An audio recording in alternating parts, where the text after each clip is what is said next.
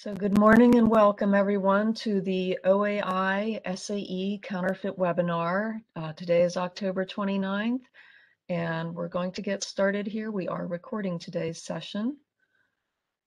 So welcome from both Kim Halizna, the Director of Global Development and Member Programs at the Ohio Aerospace Institute, and myself, Becky Lemon. I'm the Industry Program Manager in Aerospace Standards at SAE International.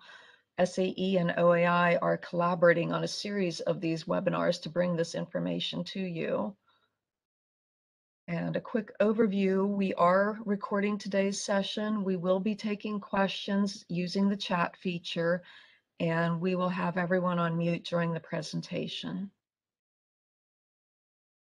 So today's agenda, we're going to start with the welcome and introduction, like I said, from Kim and Becky. We will have an overview of SAE International's Aerospace Standards Program from Jonathan Archer. He is the Director of Aerospace Standards Strategy and Innovation at SAE International.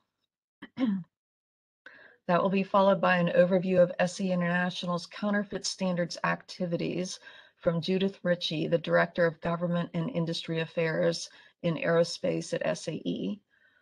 Then Jim Kryman, the Quality and Mission Excellence Operations Compliance from Northrop Grumman Corporation, will provide us with an overview of the SAE G19 Counterfeit Electronic Parts Committee and the G21 Counterfeit Material Committee. Then we'll take a short question and answer session, followed by a break. And we will continue on with the G19A Test Laboratory Standards for Counterfeit Detection Committee. And that's going to be presented by Michael Azarian from the Center for Advanced Lifecycle Engineering, CALCE, at the University of Maryland. Following Mike will be Jim Lewis, the Senior Program Manager for the Performance Review Institute, PRI. Jim is going to present the Counterfeit Avoidance Accreditation Program. Then we will have Tim Davidson from SAE's corporate sales team present SAE Mobilis and our new OnQ digital standard system. I will talk a little bit about how to get involved with standards committees at SAE, and then we'll do some more Q&A at the very end, followed by a wrap-up. So let's move on here. I'd like to introduce Jonathan Archer. He's the Director of Aerospace Standards Strategy and Innovation at SAE International. And Jonathan is going to talk with us about the SAE Standards Program overview. So Jonathan, welcome. I think you're on mute. You're quite right. Thank you. Thanks, Becky. Sure. The next slide, please.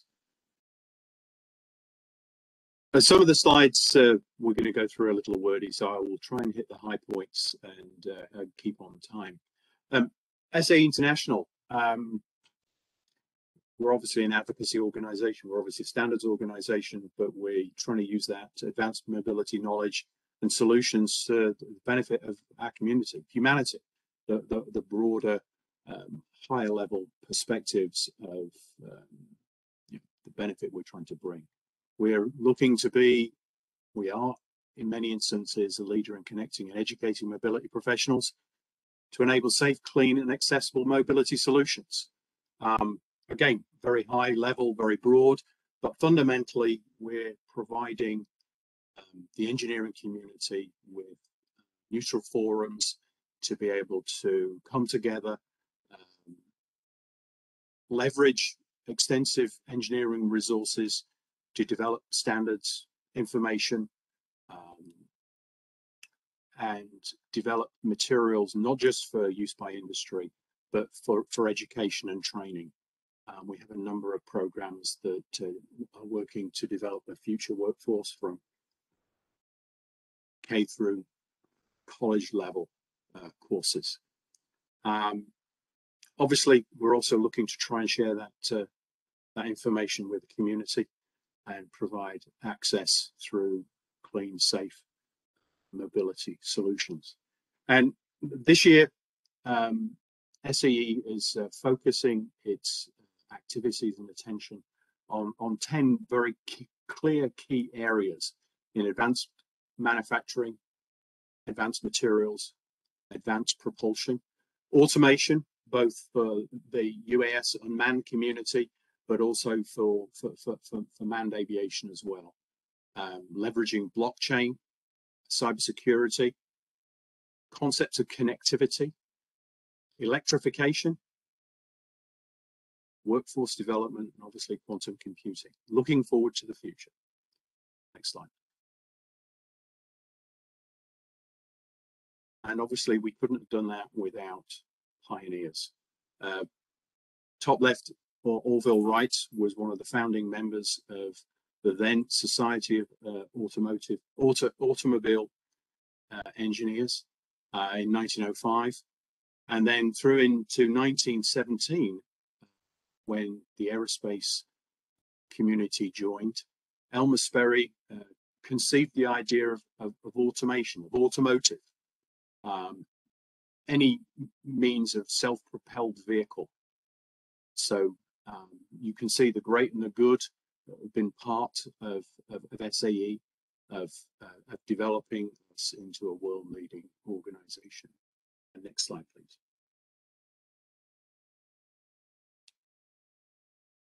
Obviously, the founding fathers of aviation across both both sides of the Atlantic, in Europe and here in the US, and the Wright brothers through Orville Wright, not just in the founding of the society, but in promoting aviation and membership.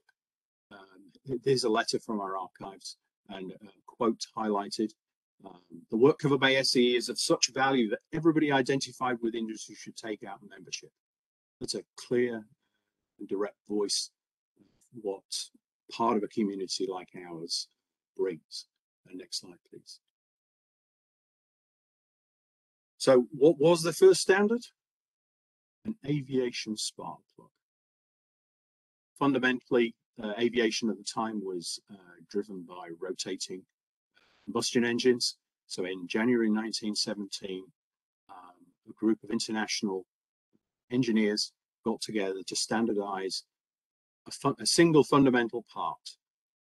I think we can all say that that's effectively still fundamental to much of internal combustion engine today. Next slide, please.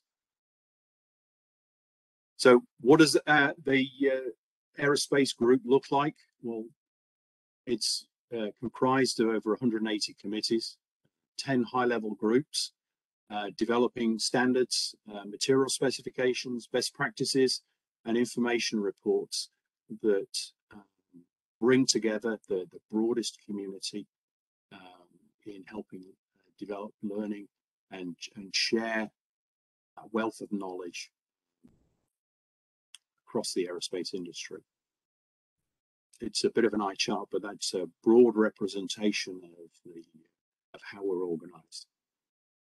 Next chart, please. No presentations, not without the numbers. So from last year, in general terms, we held 125 meetings worldwide, 2,620 virtual meetings, obviously because of the pandemic, bringing together over 8,000 individuals across those committees. And as I said earlier before, over 180 technical committees, and those numbers keep climbing. They're responsible for over nearly 8,000 standards, with 657 published last year and over 1,300 currently in progress today. The average length of time each publication takes is about 18 months, which is pretty good. Next slide, please. So how do we do that? Well, we first identify the needs for that standard. We then bring together specialists and experts in those fields to develop the material. Then they go for broader oversight and governance to ensure they comply the need and the structure, and then they're publicized and available on our website. Next slide, please. So this isn't just industry. We also work very heavily with broad range of governmental and higher level United Nations counterparts. Predominantly, we work with EASA, FAA, Transport Canada, and then from a higher perspective with ICAO to guide and link the industry standards that we develop against regulation and against policy. So the chart just shows how, from a world perspective, ICAO shapes recommendations and recommended practices that get adopted by members of ICAO, signatories to the Chicago Convention, develop regulations, then the means of compliance, and then the standards are used as linked to how you meet those means of compliance, or alternatively, our means of compliance. Next slide, please. Not only do we work from a civil perspective, we also have some very long-standing relationships with the Department of Defense. Some of the earliest standards were developed to support the First World War with the Liberty trucks. And then since then, DoD has adopted over 3,000 standards, which is one of the largest number of standards adopted by any organization. We still continue to work reviewing and revitalizing standardization of systems engineering, with more recently configuration management, manufacturing management program standards as the referenced. And we continue to work tirelessly in the detection of counterfeit parts with one standard and a recommended best practice for electrical, electromagnetic parts, avoidance, detection, mitigation, and disposal. And then the standard provides the recommended practice, provides further detail on how to develop those programs. Both of those standards have been adopted and are now used on a regular basis by DoD. Next slide, please. So who's involved? From an Aerospace Council perspective, there are 31 companies currently representing industry, academia, operators, and research organizations helping guide the governance and oversight of the Aerospace Standards Group.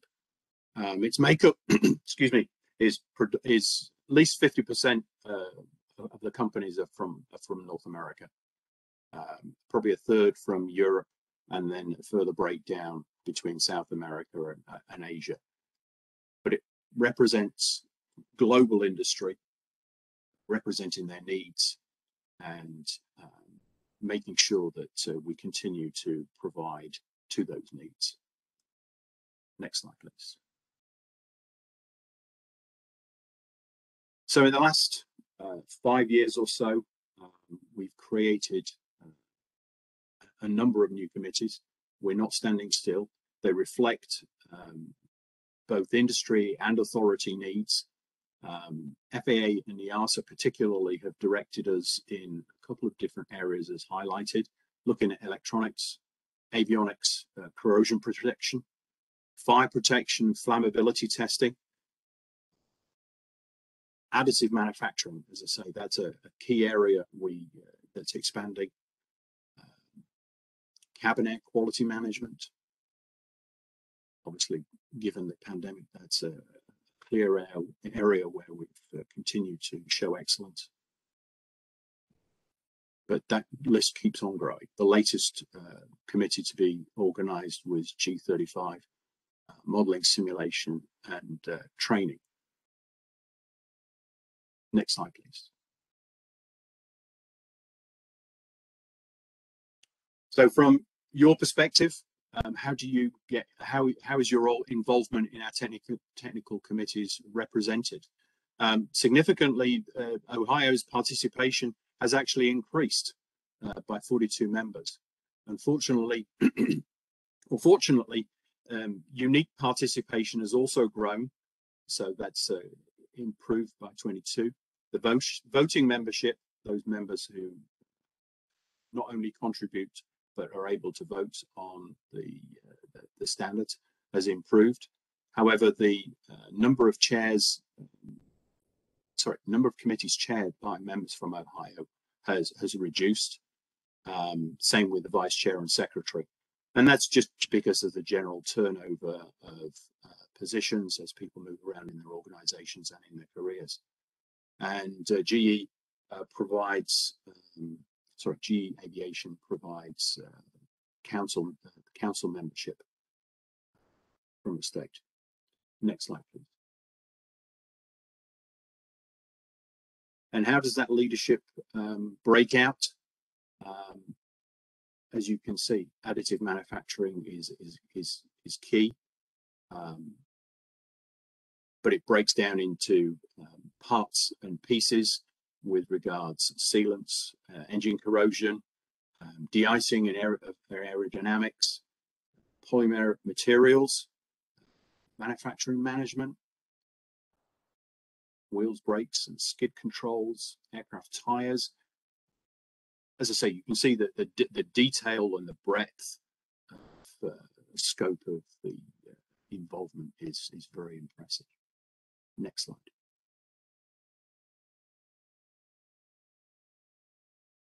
So who participates? Well, it's again a very, very broad cross-section of both government and industry, and also universities. Won't go through them, but it's an impressive range, including NetJets Aviation, so Part 135 operator. That's a significant achievement. Next slide, please. And obviously, what does that translate into? It's not just standards, it's research papers represented by the EDGE reports. It's colloquia from conventions. We also hold the Aerotech Digital Summit, provide access to these materials through Mobilus platform, but also the AeroConnect Challenge through universities and colleges to engage and get people better connected with industry and the technologies it represents. Next slide. And one of the things that we've constructed moving forward is the connectedness of many of these things. Perhaps in the past, standards have been developed, or the strategies in developing those standards have been more isolated, but recognizing how much more connected society is and the need for multimodalities, we started to bring and connect standards and the committees into more of an understanding of how they're related, particularly in battery technology and electrical systems, the need for hybrid and electric propulsion with the urban air mobility and unmanned solutions that are coming forward, the need for review and of crashworthiness requirements and how we comply with new materials, the implementation of autonomy, and the data that's produced with these connected systems. That needs to be better integrated, considerations of cybersecurity, and how we manufacture these, many of these vehicles, reviewing the production, the manufacturing techniques, and the materials and parts that form those vehicles. They're all more connected now, and they're becoming more connected as we develop into a more digital future. And this graphic just represents how they are connected. One of the areas I certainly know that a lot of the Ohio companies have been investing in is advanced manufacturing and materials. And since 2015, we created the Advanced Manufacturing Standards Committees that have developed over 35 standards and publications representing the breadth and need of procedures, quality standards, and materials for advanced manufacturing. And this is just a summary of the numbers that are reflected by those groups.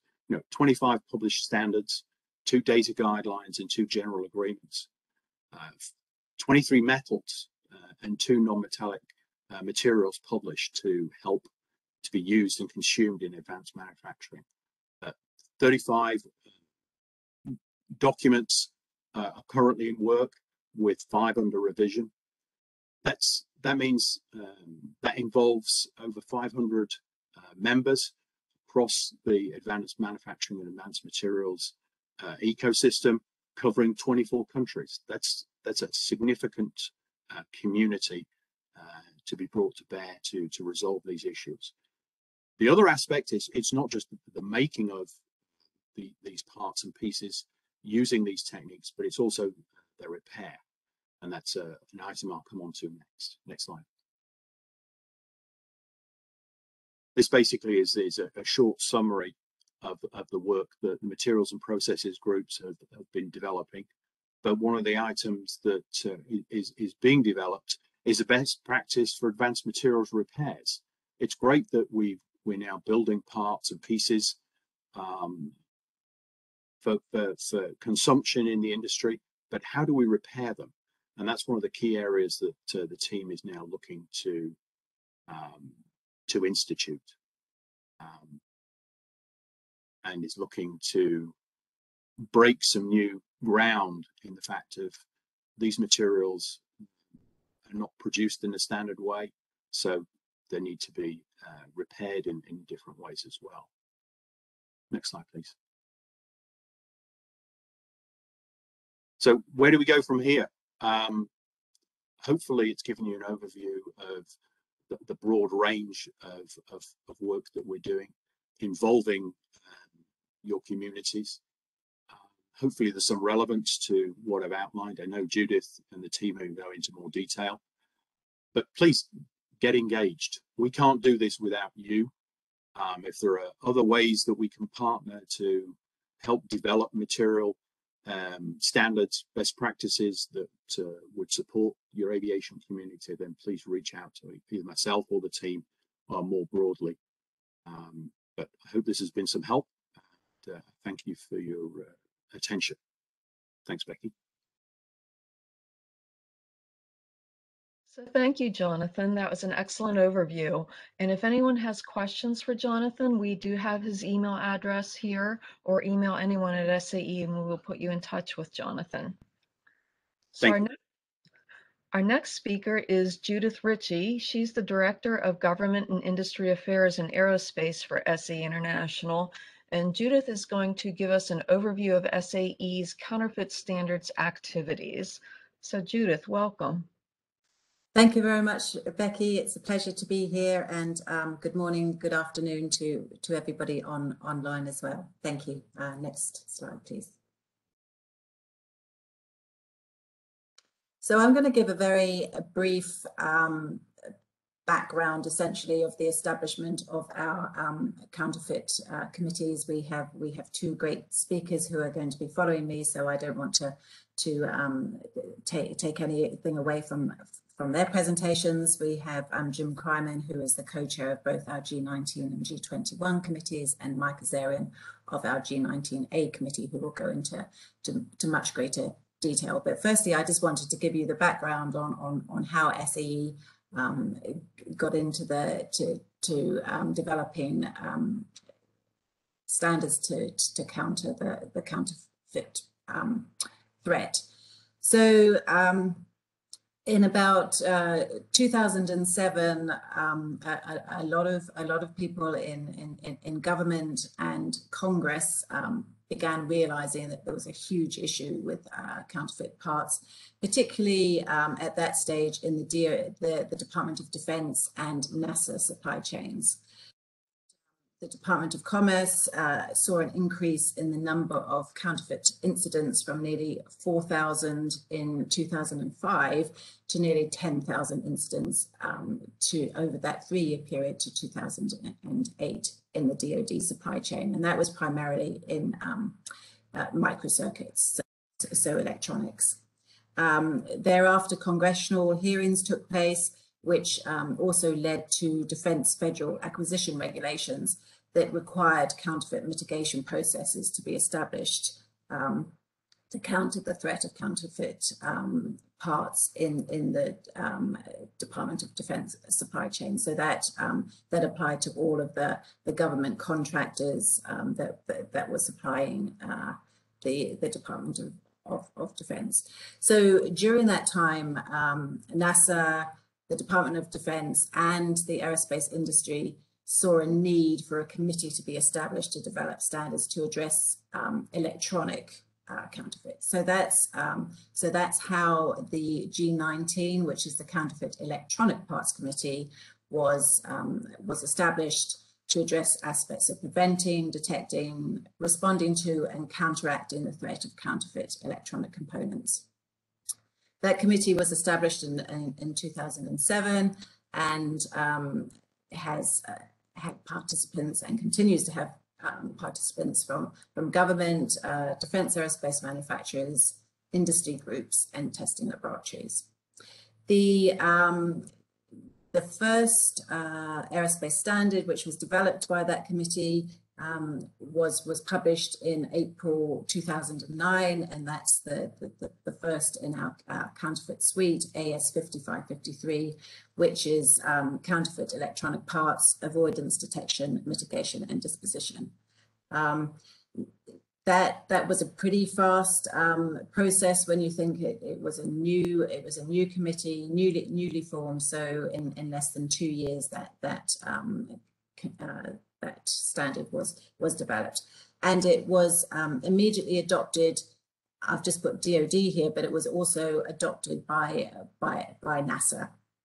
So that was a signal to their suppliers that to help them comply with both the Defense Federal Acquisition Regulations, which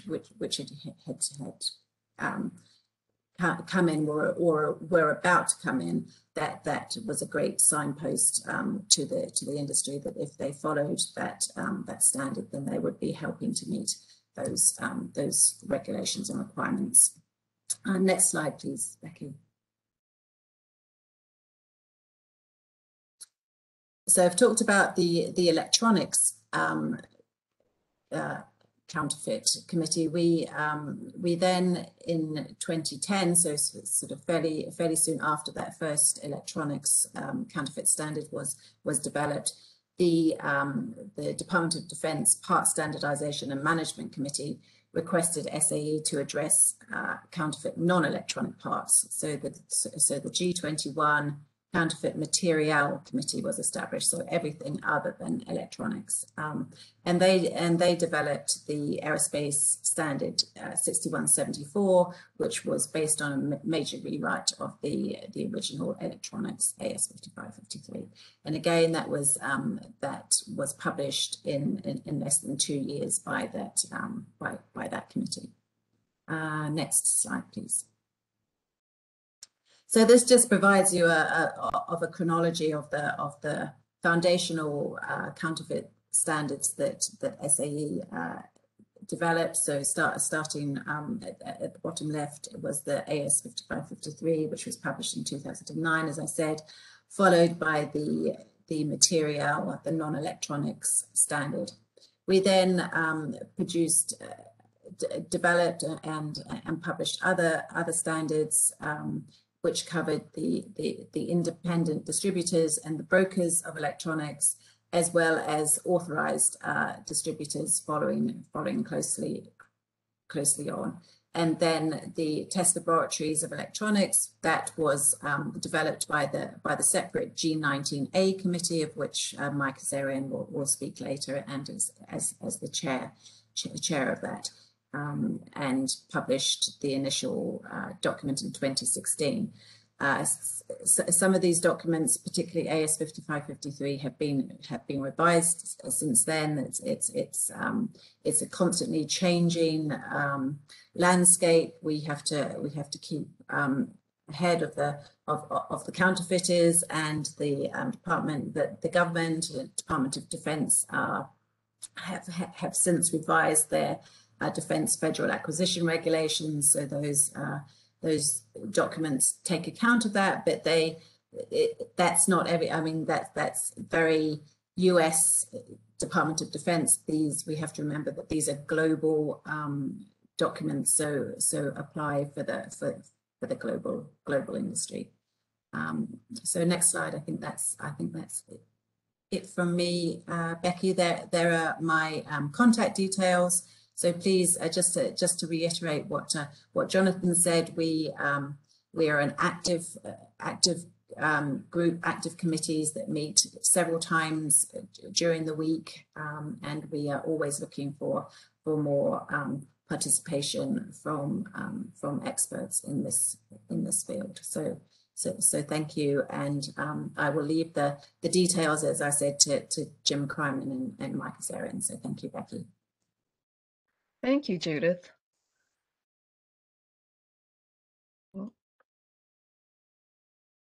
So our next speaker is Mr. Jim Kryman, Quality and Mission Excellence Operations Compliance with Northrop Grumman, and he is also the SAE International co-chair for G19 and G21 committees. As senior staff, Jim develops and implements regulatory and standards policies for Northrop Grumman. Jim has practiced the quality profession in government and industry for over 30 years. While working for Westinghouse and Northrop Grumman, he has received numerous company awards for excellence and leadership in manufacturing operations, supply chain quality, and programs. So welcome, Jim. Well, thank you very much, Becky, for that outstanding introduction.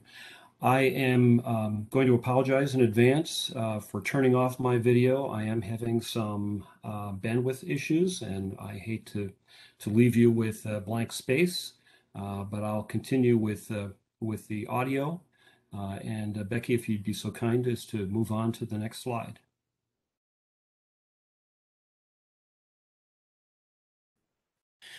So thank you very much for attending this program about industry standards to mitigate counterfeit risk.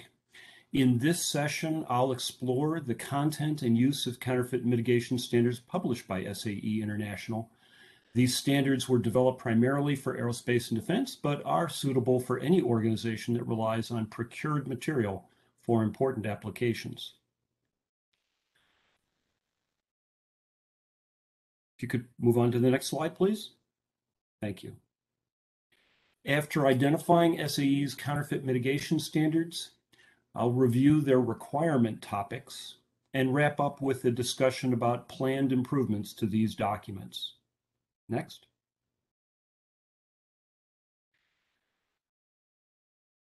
I'll introduce you to SAE's counterfeit mitigation committees, their current activities, and upcoming developments.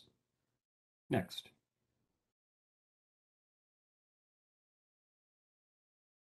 Well, why do organizations use standards? I think we ought to take a step back and recognize what the intrinsic value of these standards are. Put simply, industry standards provide sets of requirements that can help organizations stabilize their processes and control their products.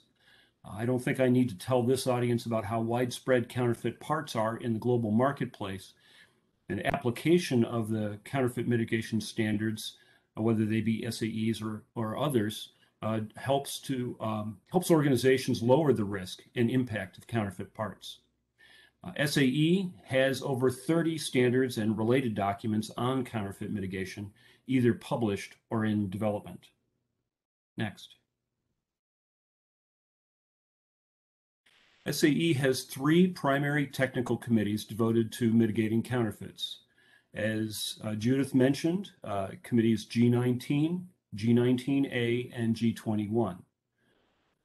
G19 is focused on electrical, electronic, and electromechanical, that is, EEE parts. This is an expansion over its original mandate to focus on electronic parts because it's recognized that electrical and electromechanical parts are also being counterfeited.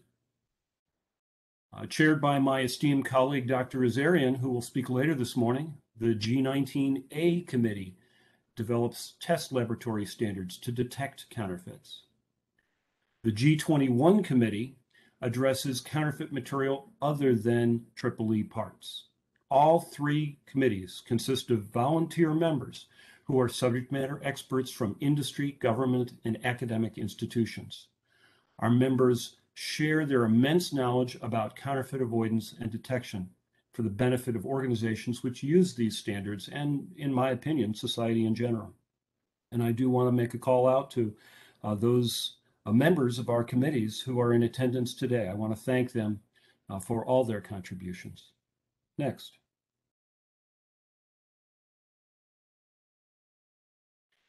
SAE's G19 committee has produced 5 standards, 2 guidance documents, and a document containing terms and definitions.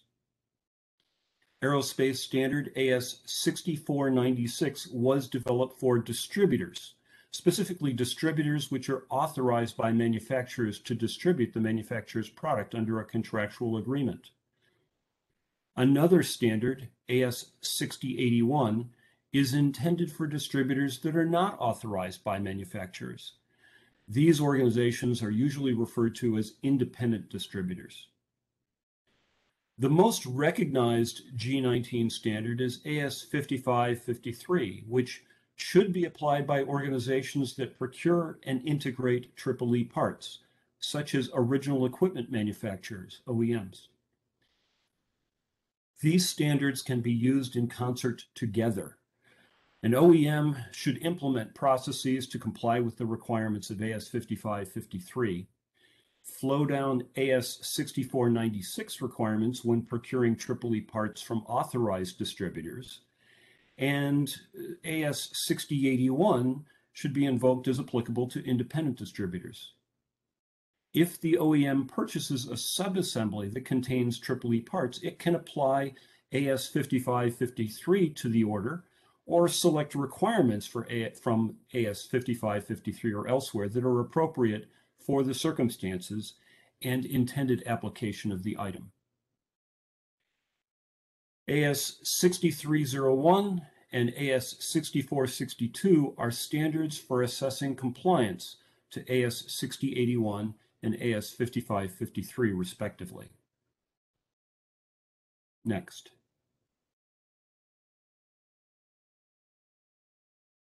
Popular Aerospace Standard 5553, as Judith mentioned, was originally published in 2009, and its third revision, Revision C, was released 2 years ago.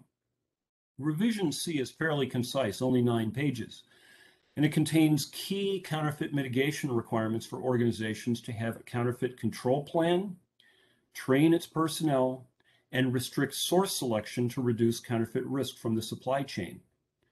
The standard also provides requirements to impose on suppliers of EEE parts and to verify procured parts. Should an organization become aware of a counterfeit EEE part, AS 5553 requires the organization to investigate, quarantine, and report it in accordance with internal and contractual requirements. AS 5553 requirements should be applied throughout a product's life cycle, not just during initial production. Next. AS 6496 for authorized distributors was published 7 years ago. Its 12 pages contain several vital requirements which parallel AS 5553, such as prescribing a control plan, training, source selection, and supplier requirements. A notable addition in 6496 includes a requirement for a counterfeit policy in addition to a control plan. Other additions stipulate formal distribution agreements and requirements for handling customer returns to avoid counterfeit part infiltration into the supply chain. Counterfeit risk is often considered low when procuring from authorized distributors. So AS 6496 does not specify inspections or tests for authenticity, nor investigation processes. Authorized distributors typically provide EEE parts that are still being produced, so part lifecycle obsolescence is also not addressed in AS 6496. Next. Thank you. Not surprisingly, given the commonly perceived risk associated with acquisition from outside authorized distribution, the standard for independent distributors, AS 6081, consists of a hefty 47 pages of valuable requirements and information. AS 6081 contains solid counterfeit mitigation practices, mirroring AS 5553 and 6496. To address the potentially higher counterfeit risk when procuring EEE parts from the open market, AS 6081 adds requirements for reports of inspections and tests to authenticate the parts. As with 6496 for authorized distributors, AS 6081 does not address counterfeit part investigations. Original equipment manufacturers and other EEE part integrators are responsible for investigations and resolutions under AS 5553. AS 6081 is almost 9 years old and an update is in work. We'll talk a little bit more about that later. Next, please. Rounding out the G19 committee's portfolio, Aerospace Recommended Practice, ARP 6178, is a guidance document for assessing suppliers that obtain EEE parts from the open market. That is, independent distributors who acquire parts from outside authorized distribution channels. Another recommended practice, ARP 6328, contains guidance for implementing AS 5553 requirements and related good practices. Terms and definitions shared by SAE's counterfeit mitigation publications are found in AIR 6273. Next. I'm not going to go into detail, but another SAE Technical Committee G19A, chaired by Dr. Azarian, has been hard at work developing standards for test laboratories to detect EEE counterfeits through various methods. Its general requirements are contained in standard AS 6171. AS 6171 identifies inspection and test methods to assess and mitigate counterfeit risk. The G19A committee has also published 11 documents prescribing details about counterfeit detection methods, including external visual inspection, radiological methods, electrical test, and design recovery, to name a few. These documents are referred to as slash sheets from the reference number by which they are identified. Another standard, AS 6810, specifies requirements for accrediting counterfeit detection labs. I'd like to mention that AS 6171 was generated sometime after AS 6081. And one of the considerations in the next update for AS 6081 for independent distributors is that it would defer to other standards such as 6171 for tests and inspections that, at least in the present published version of 6081, is contained within that document. So 6081 is expected to be a smaller document in its next iteration, should things continue the way the committee is moving. I just want to make sure people pay attention to the valuable information in AS 6171 and its slash sheets, because it is likely to be the standard that industry uses going forward. Next, please.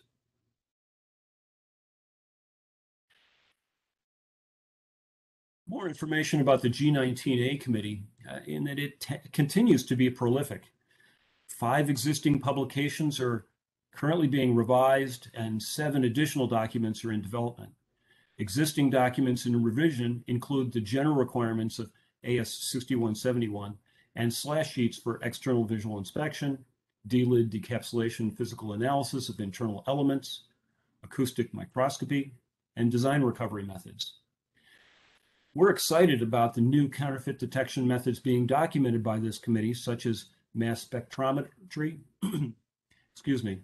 evaluation of part packaging and shipping containers, net list assurance, and detection at the assembly level. Next, please. The SAE G21 Technical Committee is responsible for counterfeit mitigation standards for the broad spectrum of materials other than EEE parts. Examples of materials addressed by this committee range from adhesives and aircraft structures to waterproof coating and weldments. The principal G21 standard is AS 6174. G21 also published a slash sheet to verify compliance to AS 6174. Over time, committee members have become aware of the prevalence and impact of certain counterfeited materials and spawned teams to develop counterfeit mitigation standards for those commodities. SAE has already published counterfeit mitigation standards for refrigerants and for fasteners. Committee members are currently developing standards for bearings and batteries that have also been found to be counterfeited within the global marketplace. Next, please. The current revision of AS 6174 is Revision A. It was published 7 years ago and includes 38 pages. 26 of those pages are appendices containing helpful guidance on assessing supply chain risk, application risk, life cycle availability, procurement processes, material traceability and control, supplier requirements, counterfeit detection, and counterfeit reporting. Next, please. In this slide, let's analyze the similarities and differences between the 4 principal standards: AS 5553 for EEE parts, AS 6496 for authorized distributors, AS 6081 for independent distributors, and AS 6174 for materials other than EEE parts. All 4 standards require organizations to have a plan to avoid and detect counterfeits. AS 6174 refers to it as a material authenticity assurance plan, but it addresses most of the same topics as the other 3 standards. AS 6174 used an early version of AS 5553 as a developmental model. Both documents contain requirements for life cycle availability, source selection, supplier requirements, verification of purchases, traceability, material control, and investigation and reporting of counterfeits. AS 6174 is notable in that it is the only one of the 4 standards that currently does not require training for personnel with material authenticity process responsibilities. This topic is a potential future enhancement to AS 6174. AS 6174 also does not contain a requirement for the organization to self-assess its material authenticity processes. Since all 4 of the principal standards are intended to supplement an internal quality management system to a higher level standard that typically already requires a form of internal audit, there has been some discussion about whether the self-assessment requirement should be removed from the other counterfeit mitigation standards. However, the AS 5553 working group recently decided that organizations following AS 5553 should continue to assess their counterfeit prevention processes against requirements of that standard. So even though we've had some discussion within committee about whether these a counterfeit mitigation standard should specify self-assessment, it's decided that whatever self-assessment or internal audit process an organization may have, it should address counterfeit mitigation. Finally, the current revision of AS 6174 also does not contain requirements unique to distributors, such as customer contracts review, distribution agreements, preservation of product, and customer returns. Although 5553 does not dedicate a section to returns verification like the distributor's standards do, a requirement to segregate return EEE parts until they are verified is included in AS 5553's material control section. Next, please.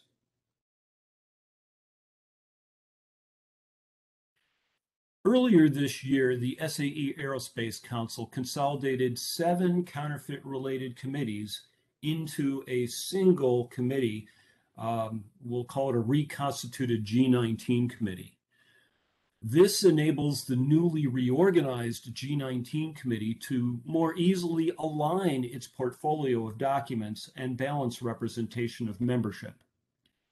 The G19A Test Laboratory Committee and G21 Committee for non-EEE materials remain separate committees. However, leadership of all of these committees meet regularly to strive for coherence across all their counterfeit mitigation standards.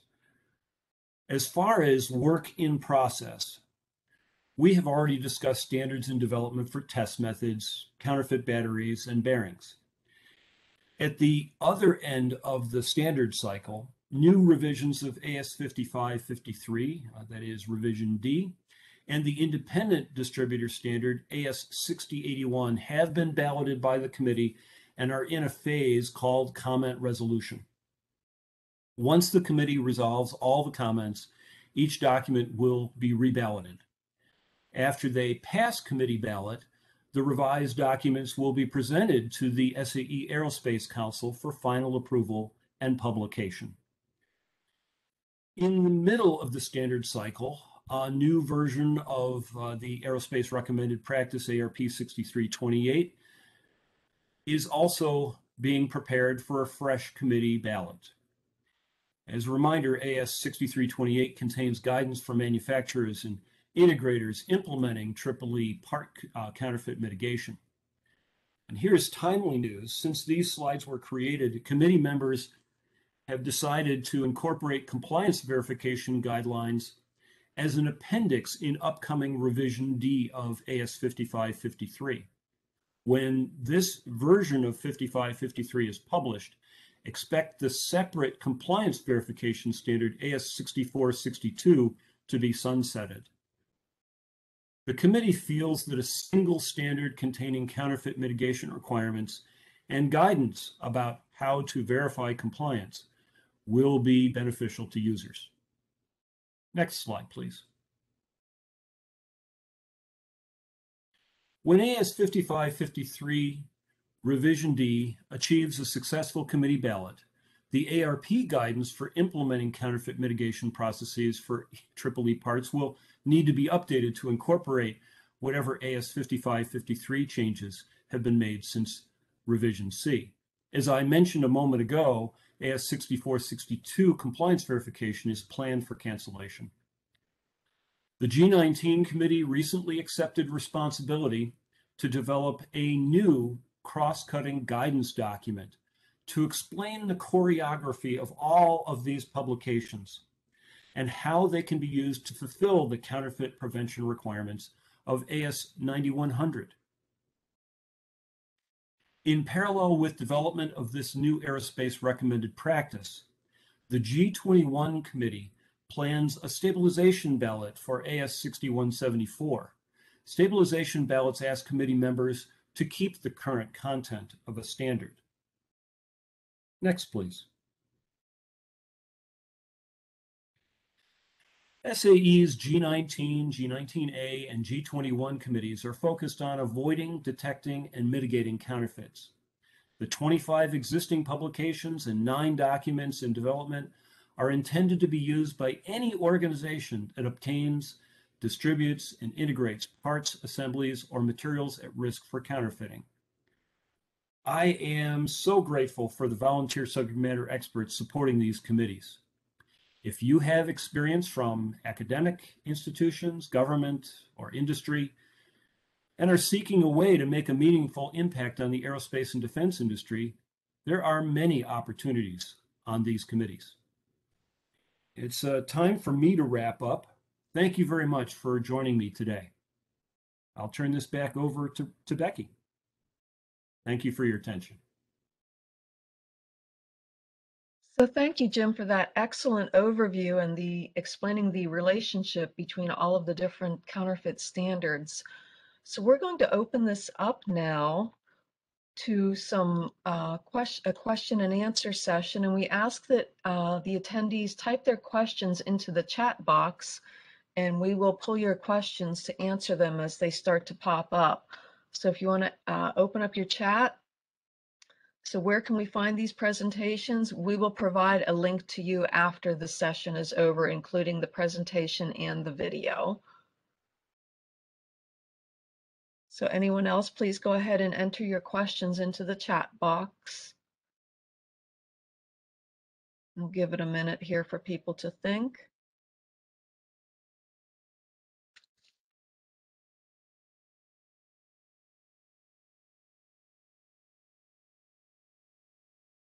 So we will do some more question and answer at the end of today's session also, if you want to hold your questions.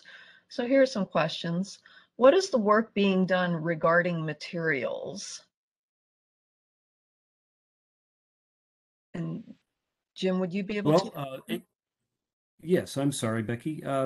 Yes, the AS 6174 covers fundamental requirements for control of materials, although it is applied to materials other than EEE parts. The reality is that these are basic good practices that any organization should follow in order to avoid and detect counterfeit parts within their supply chain and within their products. So the work that's being done there right now is to monitor the developments in the batteries arena, with examples of how to specifically detect counterfeit batteries and how to deal with that, as well as a parallel document in bearings. There have been a proliferation of counterfeit bearings and batteries within the global marketplace. And so 6174, the 6174 committee is helping to support and monitor the developmental work on batteries and bearings to see if there are any new developments in practices to avoid those counterfeits that should be incorporated into the main document. So that's it in a nutshell. You know, as Judith mentioned, the counterfeit landscape is an evolving threat environment, and so our committees keep a constant lookout on what is happening within the marketplace and look for adjustments that we should make within these standards to help organizations protect themselves. Okay. Thanks, Jim. The next question, is there a certificate to go along with this? Well, I suspect that that's for attending this session. I wasn't sure if it was a certification around the standard, but so for this session, we are not providing certificates today. The next question is AS 6180 pertaining to just EEE, or is it also related to AS 6174 lab requirements? Well, that's an excellent question.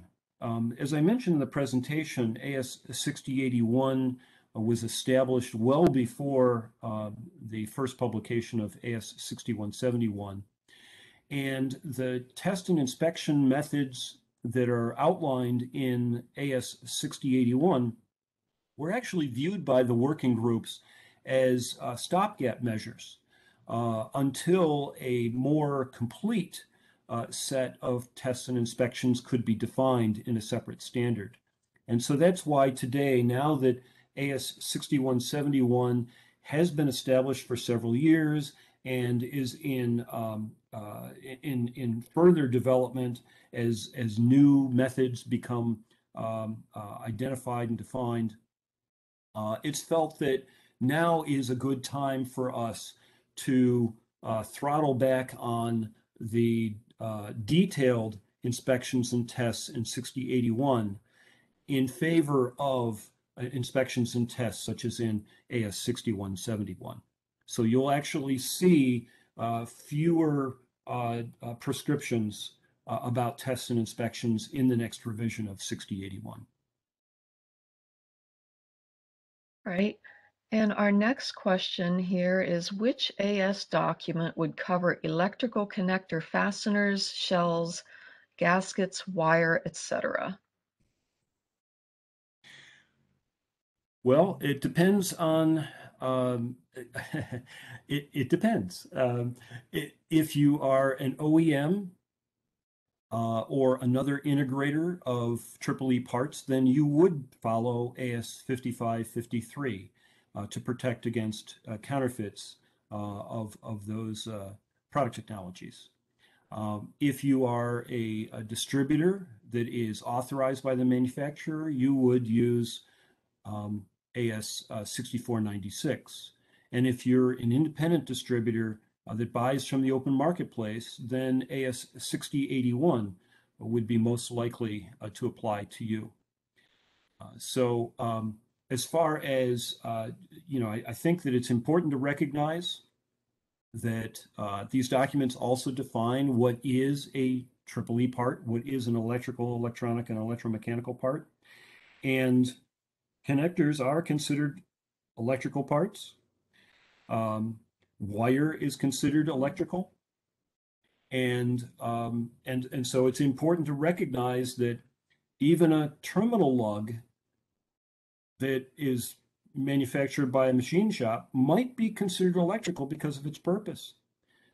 So pay attention to how EEE parts are defined within your organization. If you use the AS 5553 standard, then those items would likely be considered EEE parts, and you would be expected to follow the regimen within these standards to protect your company and your customers from counterfeits. All right, thanks, Jim. So we have time for one more question here. Do these documents get into cybersecurity practice, for example, on chips? Well, that's a great question. There is an awful lot of attention and a close relationship between the counterfeit threat and the cybersecurity threat. So although these documents do not address all of the cybersecurity issues, they certainly can be used as a part of a system to protect against the cyber threat. There are other teams, specifically the G32 committee within SAE that is addressing a standard or a series of standards specific to the counterfeit threat.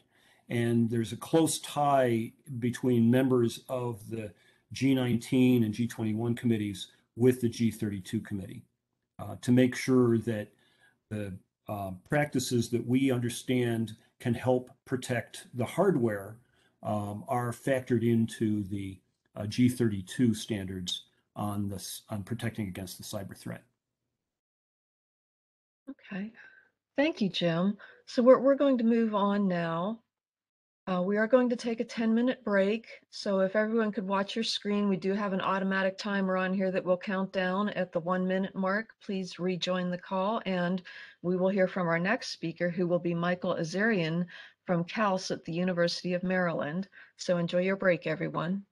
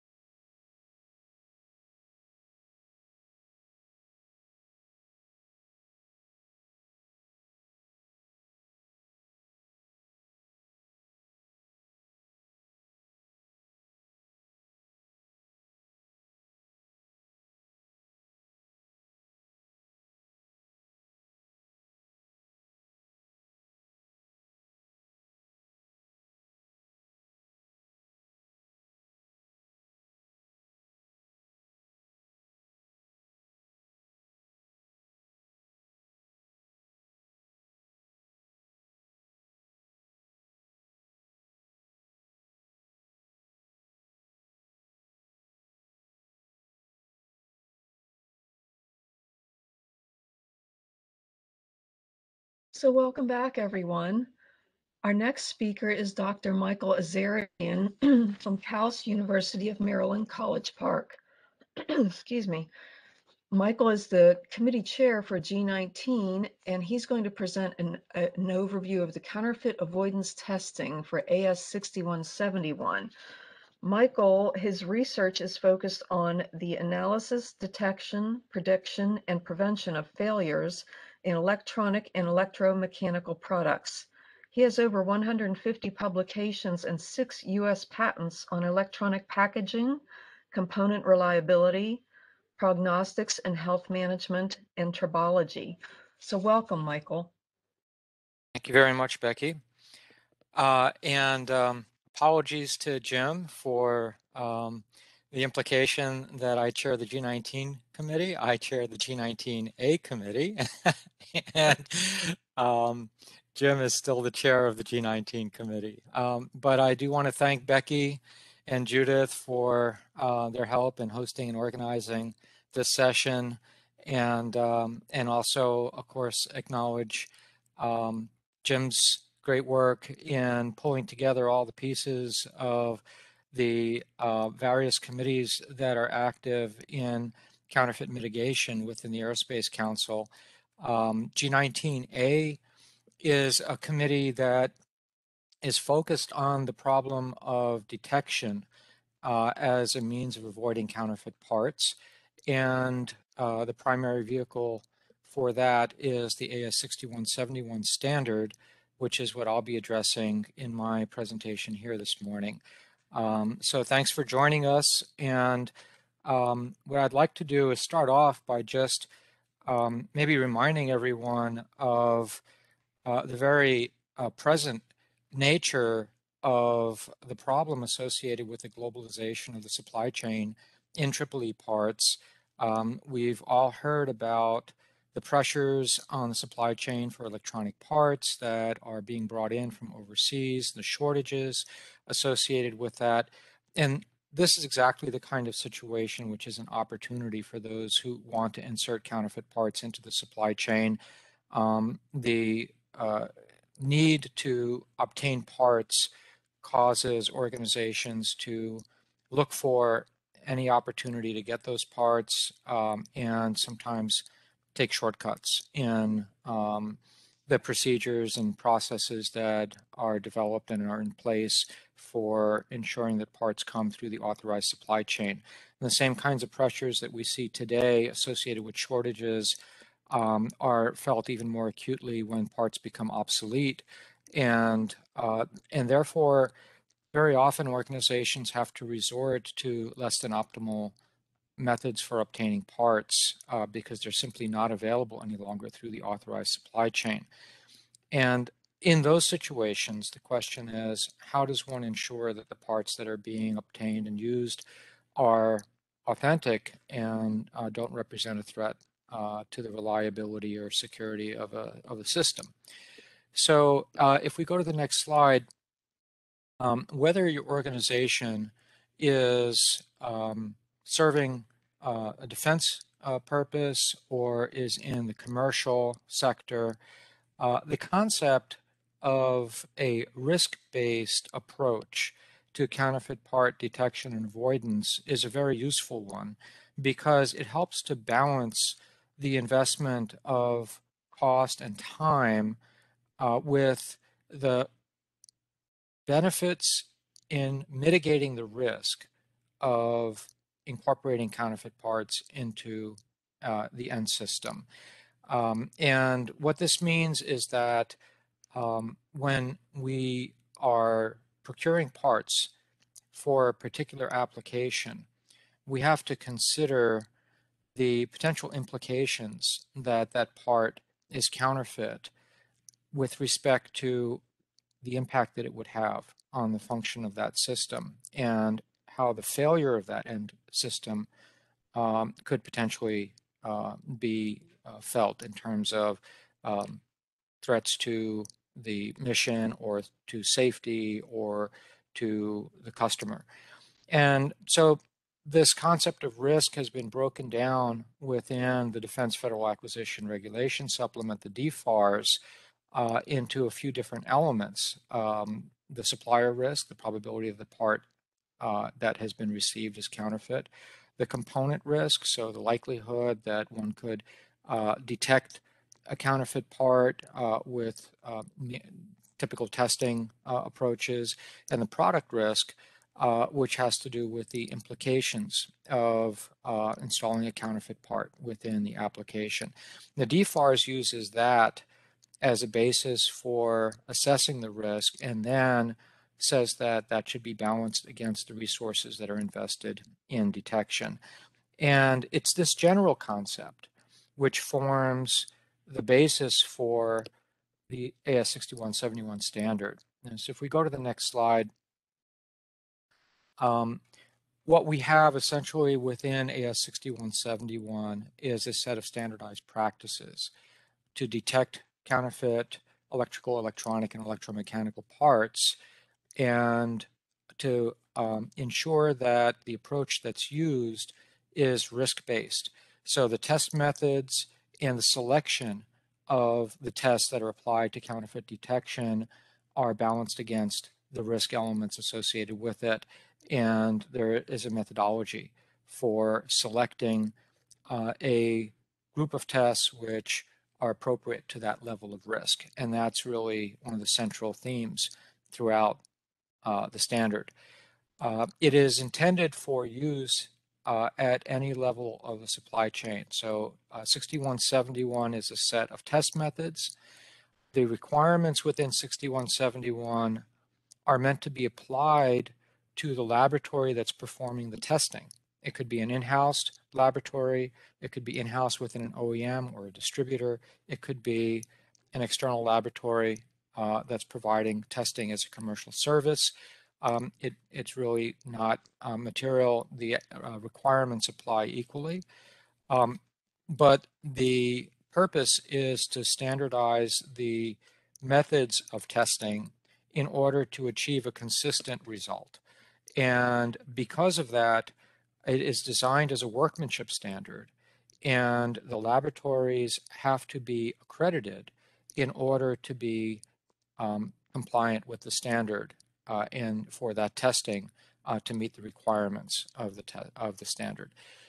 As we heard earlier, 6171 was originally published in October of 2016, and there's certainly quite a bit of activity going on currently to revise and update it and develop some further test methods. We'll talk about that in a moment. Let's go on to the next slide, please.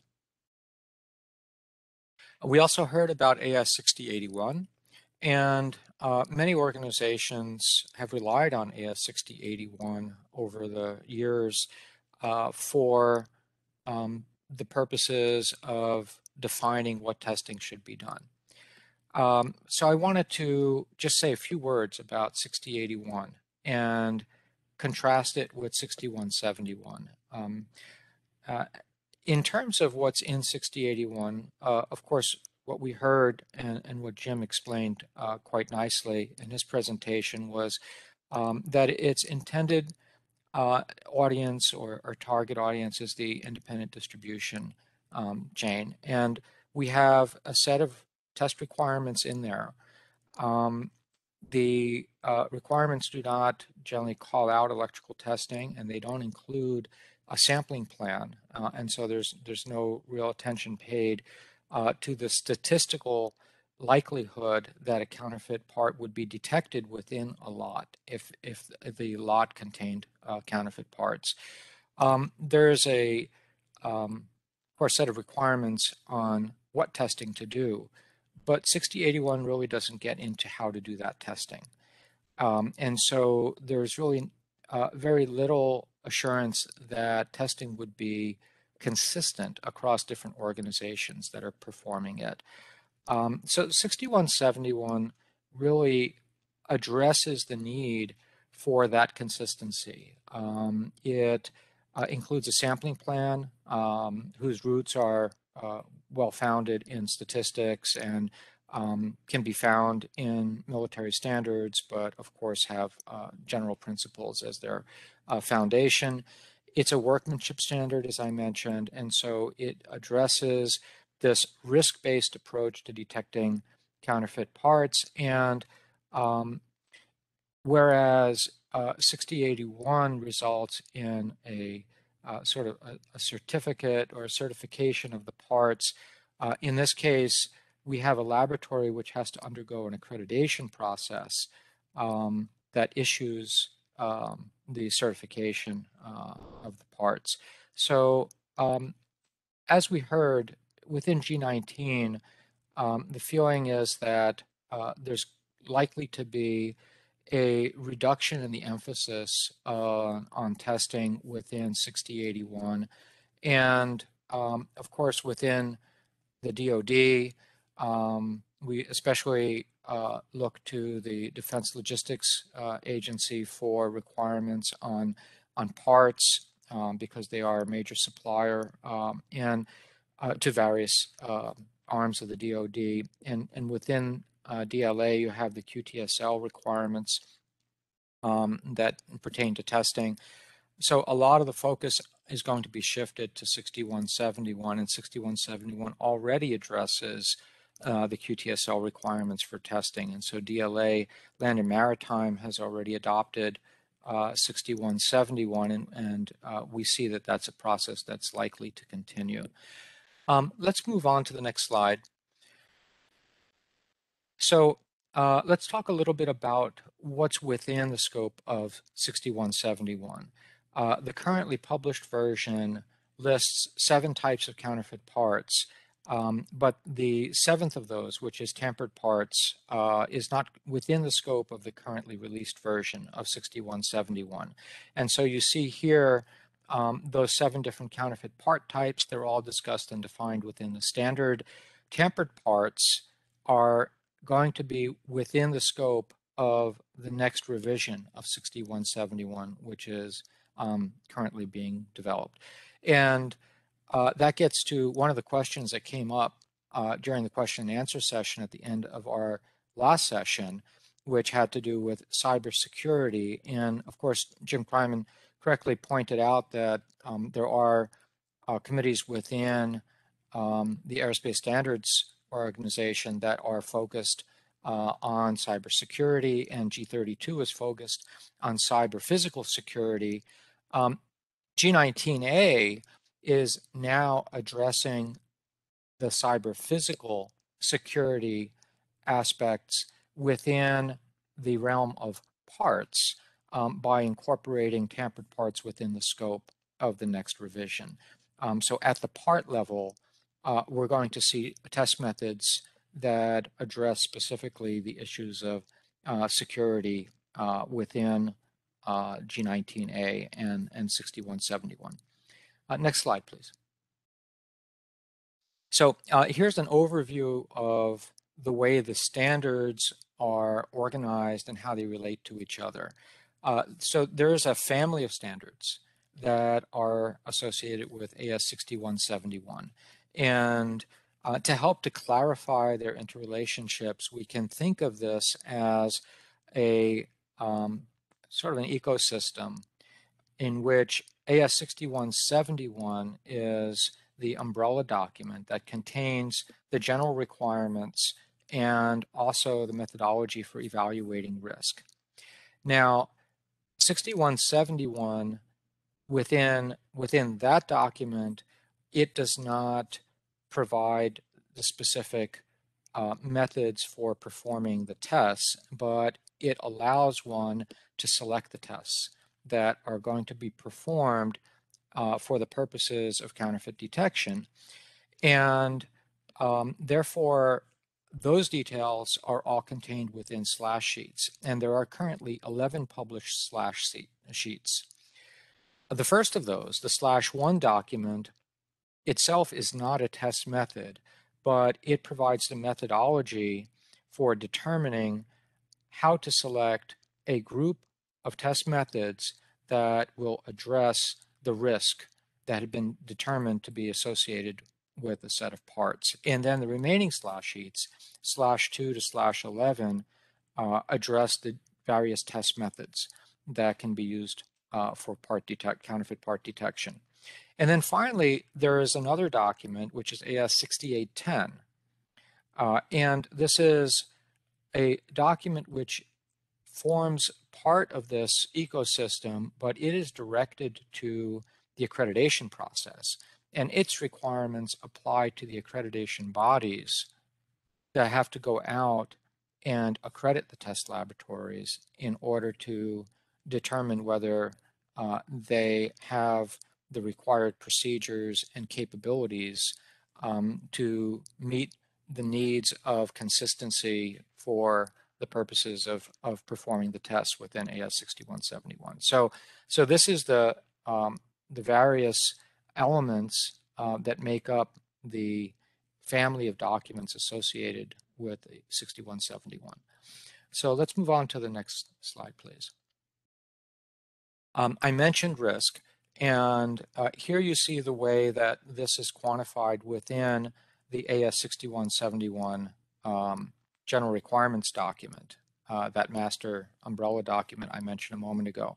And I pointed out that there are several elements associated with the part and the likelihood that the part is counterfeit, depending on the source of the part and the prior history of that part number and the implications of failure for the system. And there are some adjustment factors that all go into this calculation.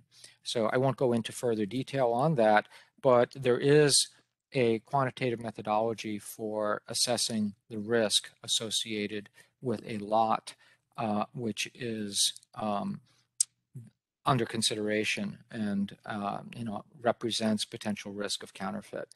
So moving on to the next slide, how that risk is addressed is by ensuring the coverage of the various kinds of indicators that a EEE part may be counterfeit. We refer to those as counterfeit defects. These are not quality defects, but in many instances, they have a direct relationship or correspondence to what we would look for when assessing quality.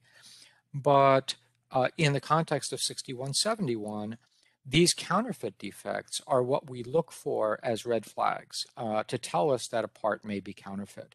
So if we have a lot of EEE parts, which we expect to be authentic and unused, then indicators that the part may have been previously used, may have undergone processes to recover it from prior assemblies, may have experienced stresses inconsistent with a new part, or may have evidence of manufacturing processes that are not what one would expect from an original component manufacturer.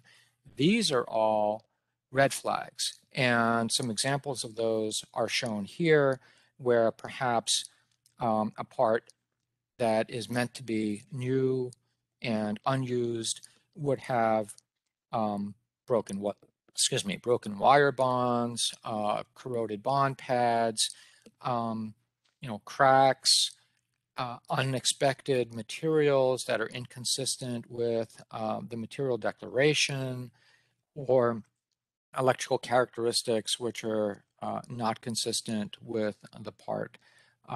These are all examples of those kinds of counterfeit defects, of which there are 69 listed within AS 6171 and /sheet 1 in particular.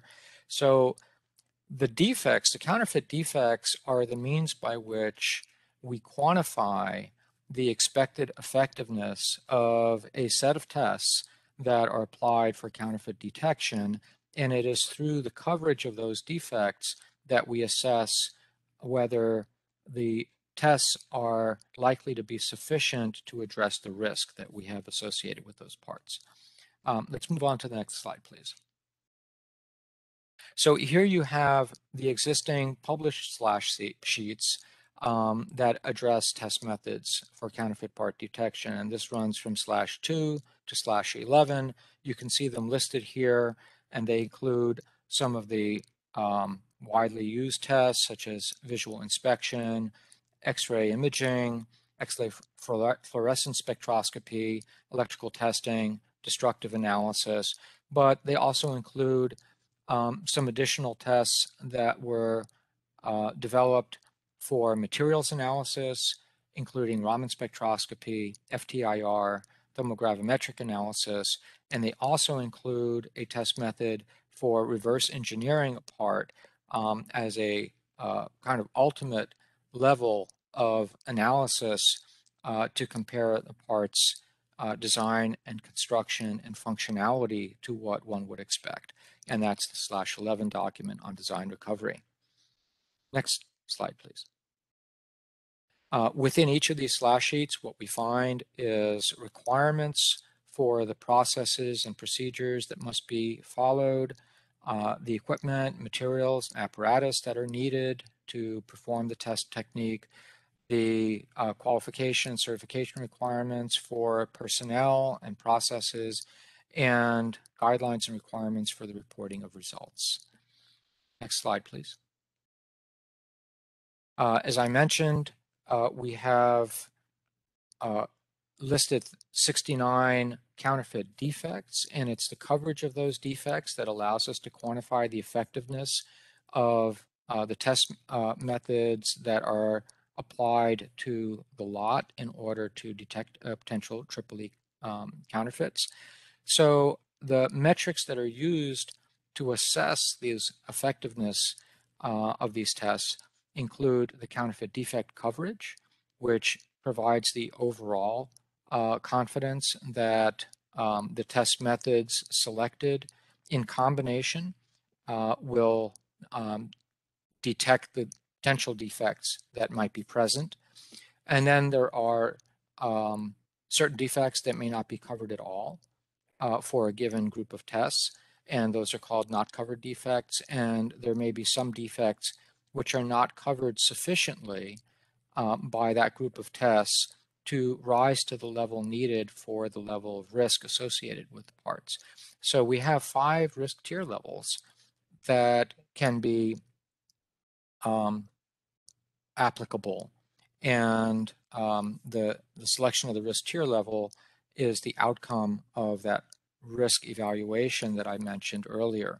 And once the risk tier level has been identified, that provides the minimum level of coverage for the counterfeit defects that's necessary to satisfy that level of risk. And so we have a target confidence, 0.35 for very low risk, 0.8 for high risk. That tells us what the counterfeit defect coverage needs to be for a group of tests in order to be appropriate to that level of risk. Let's move on to the next slide, please.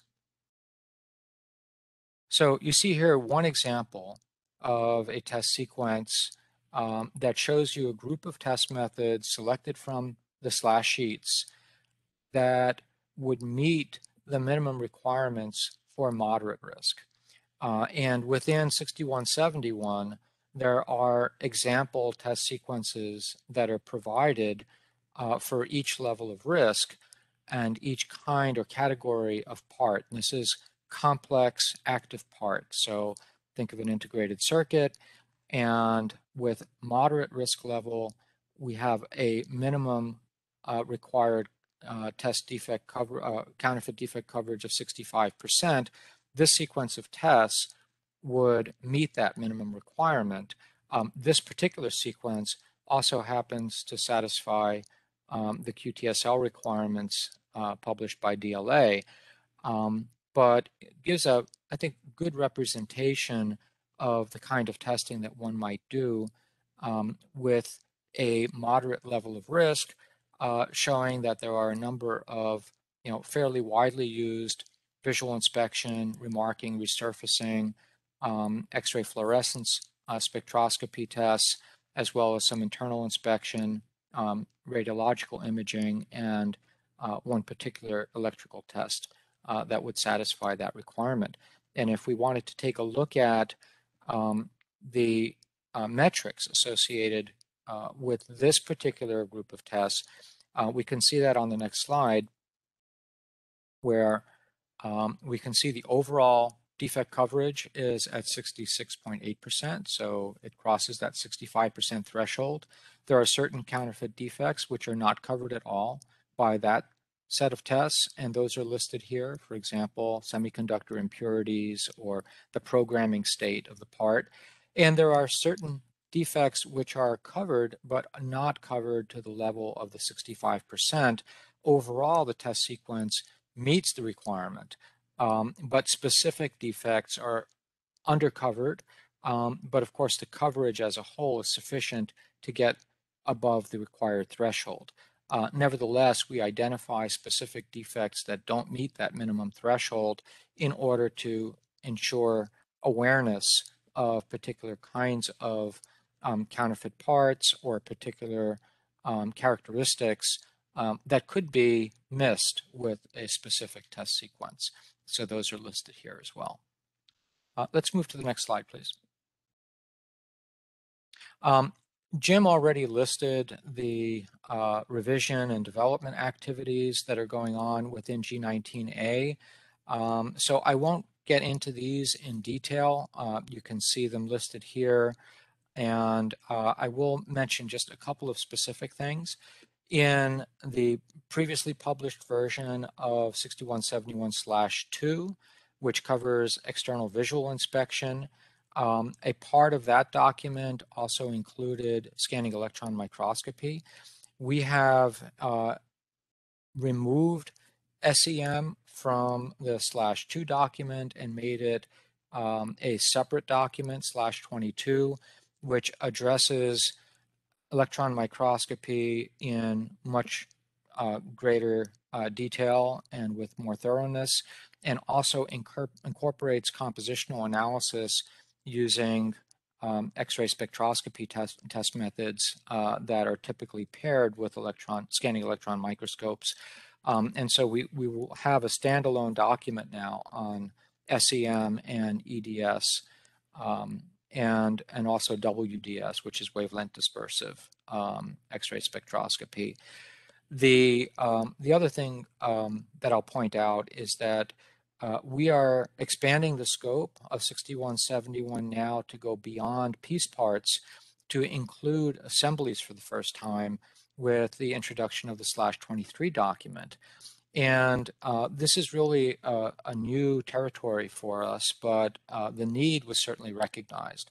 And so at the assembly level, what we will have in that document is the procedures for applying the test methods that are described in the other /sheets to assemblies, and the ways in which those will be distinguished from their requirements for application to individual parts.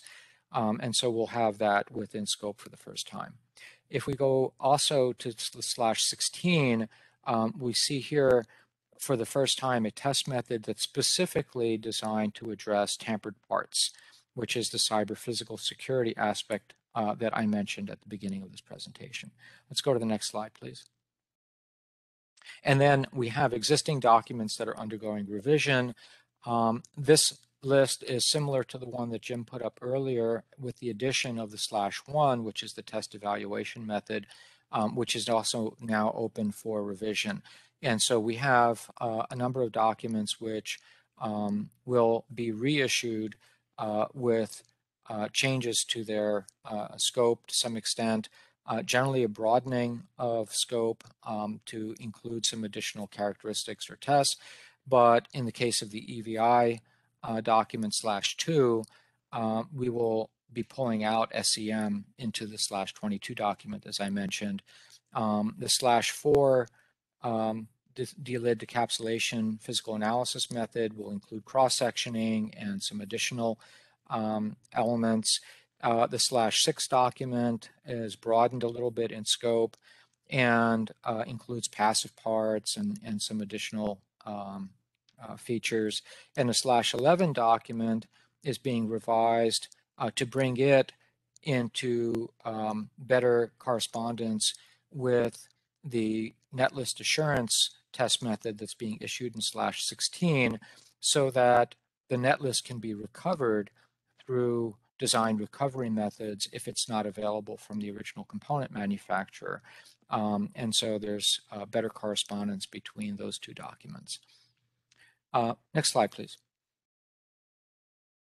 So to really summarize, there is certainly a broadening of the scope that's covered by AS 6170 and with the revision and development activities. We are really anticipating and hoping for increased adoption and use of these standards by government and industry, as the emphasis on testing in 6081 is somewhat diminished over time through the development activities going on there. And as more and more laboratories go through the accreditation process, so we would really hope that 6171 becomes the core testing and detection document that is used by organizations throughout industry, regardless of whether they are commercially focused or defense focused. And it is an international document and really has been designed with that in mind.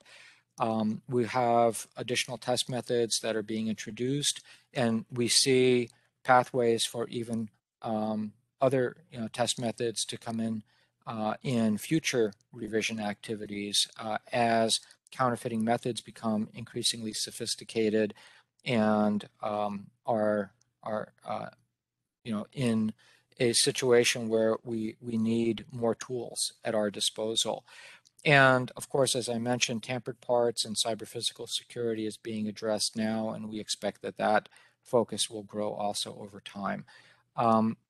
So I would really like to encourage everyone within the OAI to consider becoming active in G19A, whether your expertise is technical and directed towards the development of test methods, or whether you have more generalized knowledge and experience that could be applied to the way in which risk is evaluated and testing needs to be performed.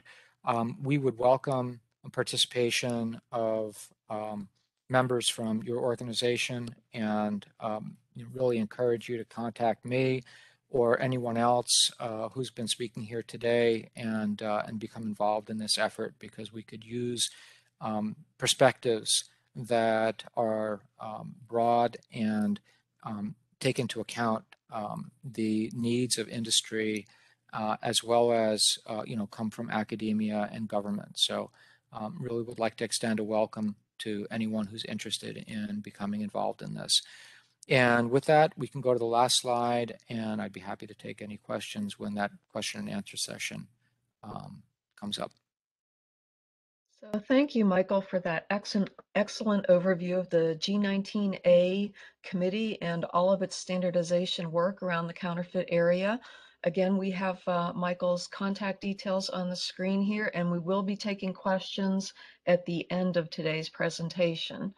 So we're going to move on to our next speaker, who is Jim Lewis. He's the Senior Program Manager for CAAP at the Performance Review Institute, PRI. Jim is going to present the PRI Industry Managed Counterfeit Avoidance Accreditation Program, or CAAP as it's called. So welcome, Jim.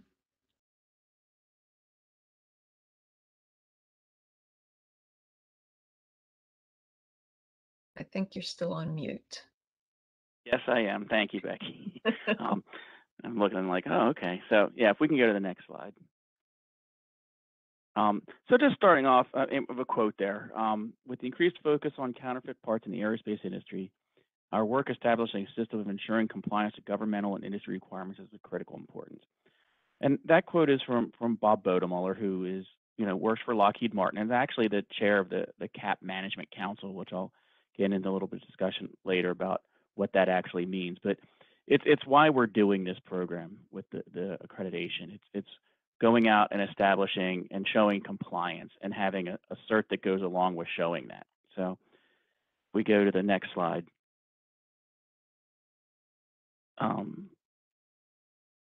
Yeah, so, we all know, I mean, that's kind of why we're here today, and what other people have talked about already as well is, we have the risk. It's rising. What's in there and what it can do, product failure, revenue loss, increased cost, all of those things that the counterfeit parts can do and have that effect. And so we need to minimize that. And that's why we're writing the standards, and that's why we're looking at having this as well. So if we go to the next slide. So there's regulatory bodies, and they're saying you need to have a way to show that you're compliant. How do we verify it? So we have the standards, and there's some documents that show that, but how can I go out there and put a stamp on it and say, hey, I've had somebody else say that this is good. It's not just, internal or anything else like that. It's something out there, and who said this is going on, and put a stamp on it and have a verification of that. And from the OEM and the higher level side, it's the way to show that how they're managing their supply chain and showing that they're monitoring their suppliers and showing that they're compliant with those standards. We'll go to the next slide. So kind of the way it works now is we have OEMs go out and they audit their suppliers, and there's all these suppliers out there and all the OEMs, and they all each go do their own audit. Using CAAP, the Counterfeit Avoidance Accreditation Program, we pull the OEMs together under one organization, managed, administered by PRI, but it's a Counterfeit Avoidance Accreditation Program. Then CAAP can go out and do audits of those suppliers. The audits, the information, the decisions get fed back to the OEMs to make the accreditation decision, and then the suppliers don't have to go through an audit from each OEM. So they're not the suppliers aren't seeing multiple audits. The OEMs don't have to do as many audits. The program helps streamline it so that we can take that, get one audit in there, check the stuff, feed that information back to the OEMs, and they can have confidence in the compliance of that supplier organization. We can go to the next slide. So we say it's industry managed in the accreditation process. So what does industry managed mean? We have OEMs that sit on the group. We have some suppliers that participate as well. And they're really involved in every process that goes in the accreditation. So we start with the audit checklist, the audit criteria. Those audit criteria developed by task groups, which work under the Management Council, focused on technologies and the different areas. And they develop the audit criteria that we use during the audit. So we'll come in with the audit, with the auditor and ask questions, do you have a counterfeit avoidance accredit plan, counterfeit mitigation plan? Does it cover traceability? Does it cover, the things the standards ask for? And we have audit criteria that ask those questions that we come in, and that's developed by the task group. Auditor qualification and selection. So when we look at what are the requirements for someone to become an auditor, what's the background we're looking them to have? What skills do we want them to have? Those are developed again by the task group. And then when we get into somebody applies to become an auditor, it's not just a PRI decision, it's an industry decision. So when we do the interview, the task group participates in the interview. They ask the questions. At the end of the interview, the decision on whether to bring someone on as a trainee auditor is made by the task group. It's not a PRI decision, it's an industry decision. So they're making that call. Conducting the audit. Yes, PRI has the work with the auditor that goes out and conducts the audit, and the audit results get uploaded into our eAuditNet system. But even that's all overseen by the subscribers. They get to see those audit results. As soon as that's submitted, they can go in and look, and they can see the how all the checklist questions are answered. They can see any NCRs. Then as we go through the corrective action process, that's something where a staff engineer at PRI works with the auditee to go back and forth and judge all the corrective actions for their sufficiency. And that's done based on training and interaction they've had with the task group. Because the task group makes the final accreditation decision. As the staff engineers reviewing those NCRs, if there are any, they're doing it based on what the expectations of the task group are. And then at the end, when the staff engineer is satisfied, he sends that information on to the OEMs, and they make the final accreditation decision. So they're the ones that say, yes, they can have accreditation, or no, they can't. We want to see more information. We need to answer this question. ask for this. The end goal is, of course, being at getting everyone accredited. So it's more, if they have an issue, it's more asking for more information, not just shutting them out. And then we periodically go back and look at our process, and what can we do? How do we evaluate to improve it? And again, that's all worked with industry. All the OEMs, suppliers are welcome as well to work in those different steps and manage all of that in the whole thing. And then we can feed that back into the checklist and go back through the whole accreditation process again. Go to the next slide. So really the path to accreditation, I alluded to it a lot on the last slide, but it starts with a supplier requesting an audit. So they come to PRI, say, I'd like to have an audit for one of the audit criteria for the Counterfeit Avoidance Accreditation Program. PRI then takes the action to schedule the audit and assign an auditor. We look for a date that works both for the auditor and for the auditee. So if we would have something and says, we want to do it in that, in September, you're like, well, I'm closed down in September. We work to find a different date because we want to make sure that it works for everyone. Once we get the audit scheduled and the auditor signed, then we have the auditor go out, performs the audit, and submits the report into eAuditNet, which is if anyone's familiar with NADCAP, they've probably used the AuditNet. But it's a web-based workflow system where the audit criteria are in there. They answer all the questions. That's all visible. And the corrective action process goes back and forth through there. So once they've submitted it in there, the auditee, the supplier, then goes through the process of responding to any NCRs. They submit those NCR responses into the PRI technical staff, the staff engineer. The staff engineer then reviews those responses. If those responses are sufficient, it would move on to the next step. If there is a question, they would go back to the supplier and say, I need to see a training record for this, or the procedure still doesn't quite cover it. I need you to do, have you looked at potentially this area? Or it may even be further addressing root cause.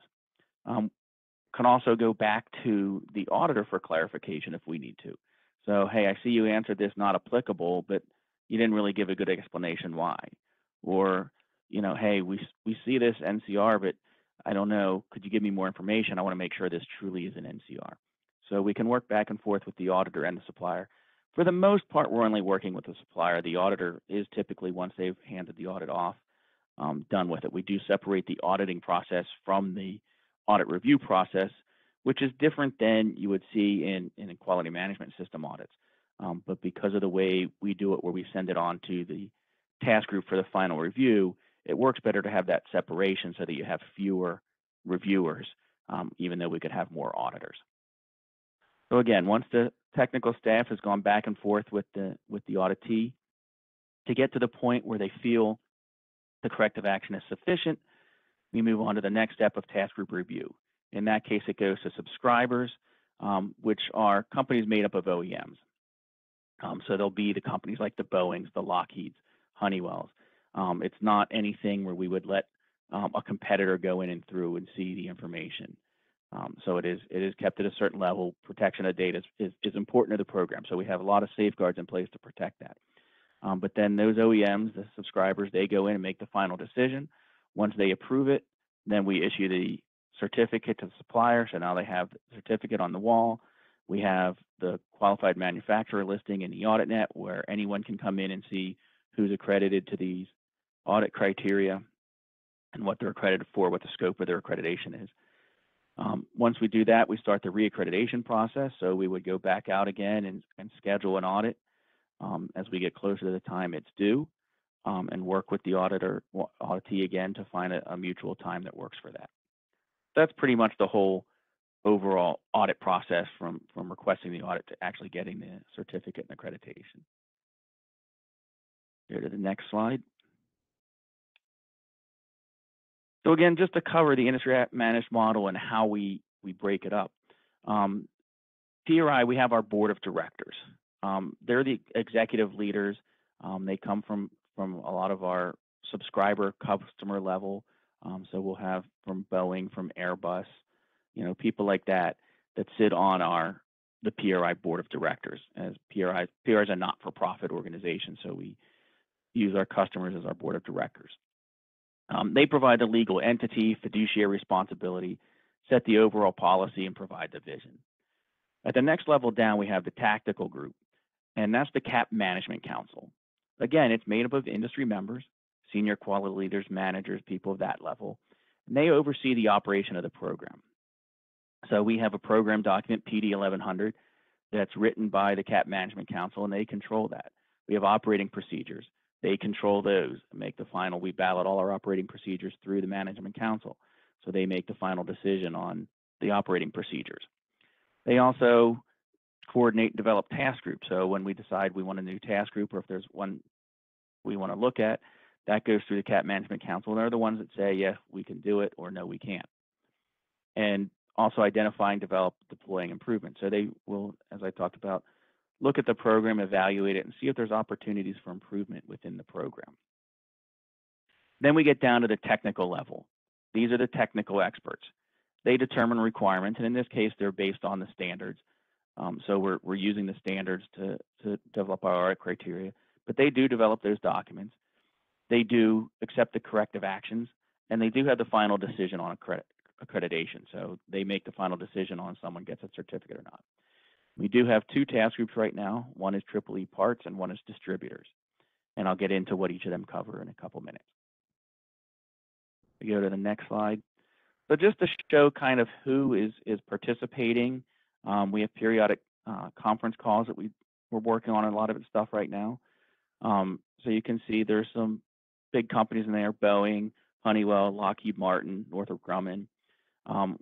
There's some other ones: Ball Aerospace, Raytheon, Safran, TTI is a distributor, Mauser a distributor, and they're participating.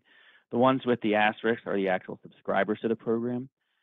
There are other companies such as Raytheon, Rolls-Royce, Ball, who actually would be the level, but haven't actually subscribed, haven't taken that next step, but they do participate and participate in the calls and participate in the document development. What they don't do is they can't participate in the accreditation decision.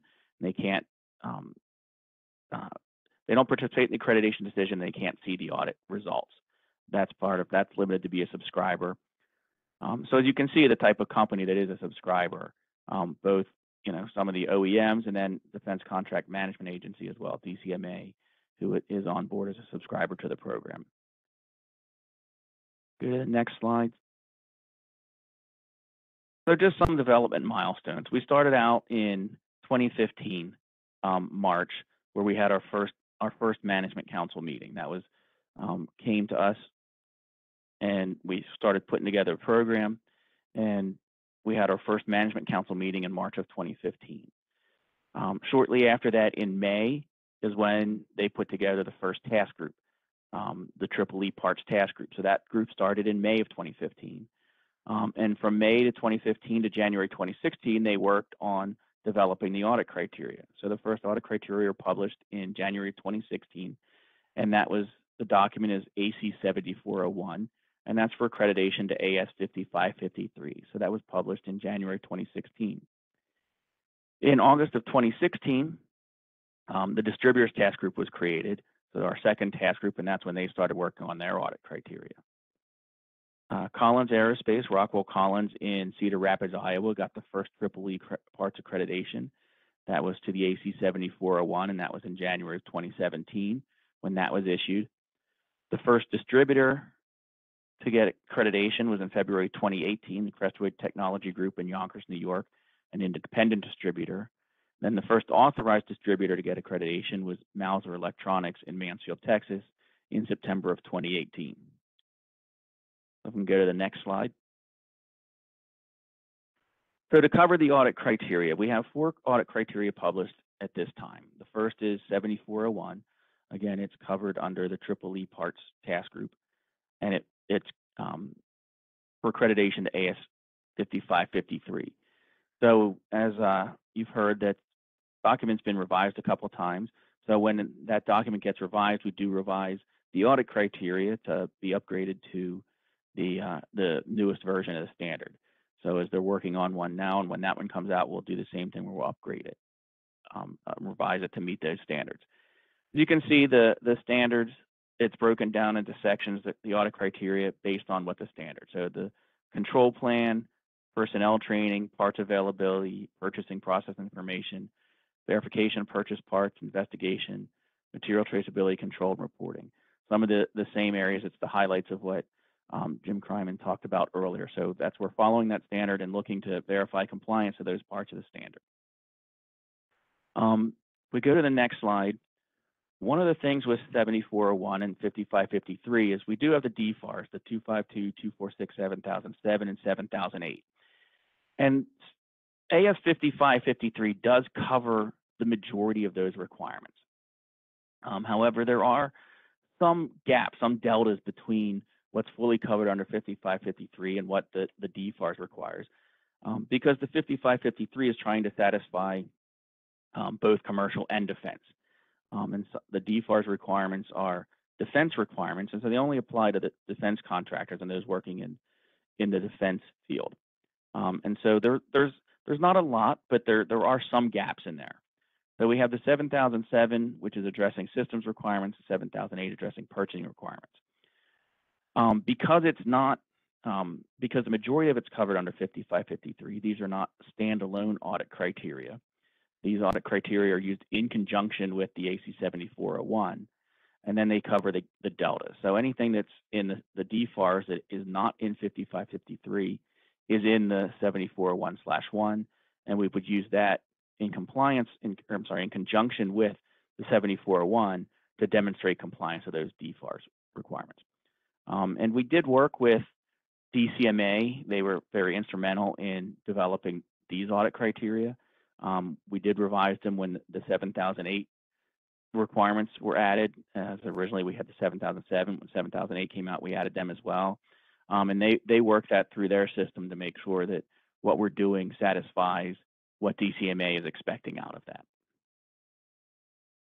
So if we go to the next slide, we'll get into AC 7402, which is accreditation to SAE AS 6081. So that, as was talked about earlier, that's what covers independent distribution typically. It does cover all the different areas as listed there, as we talked about earlier.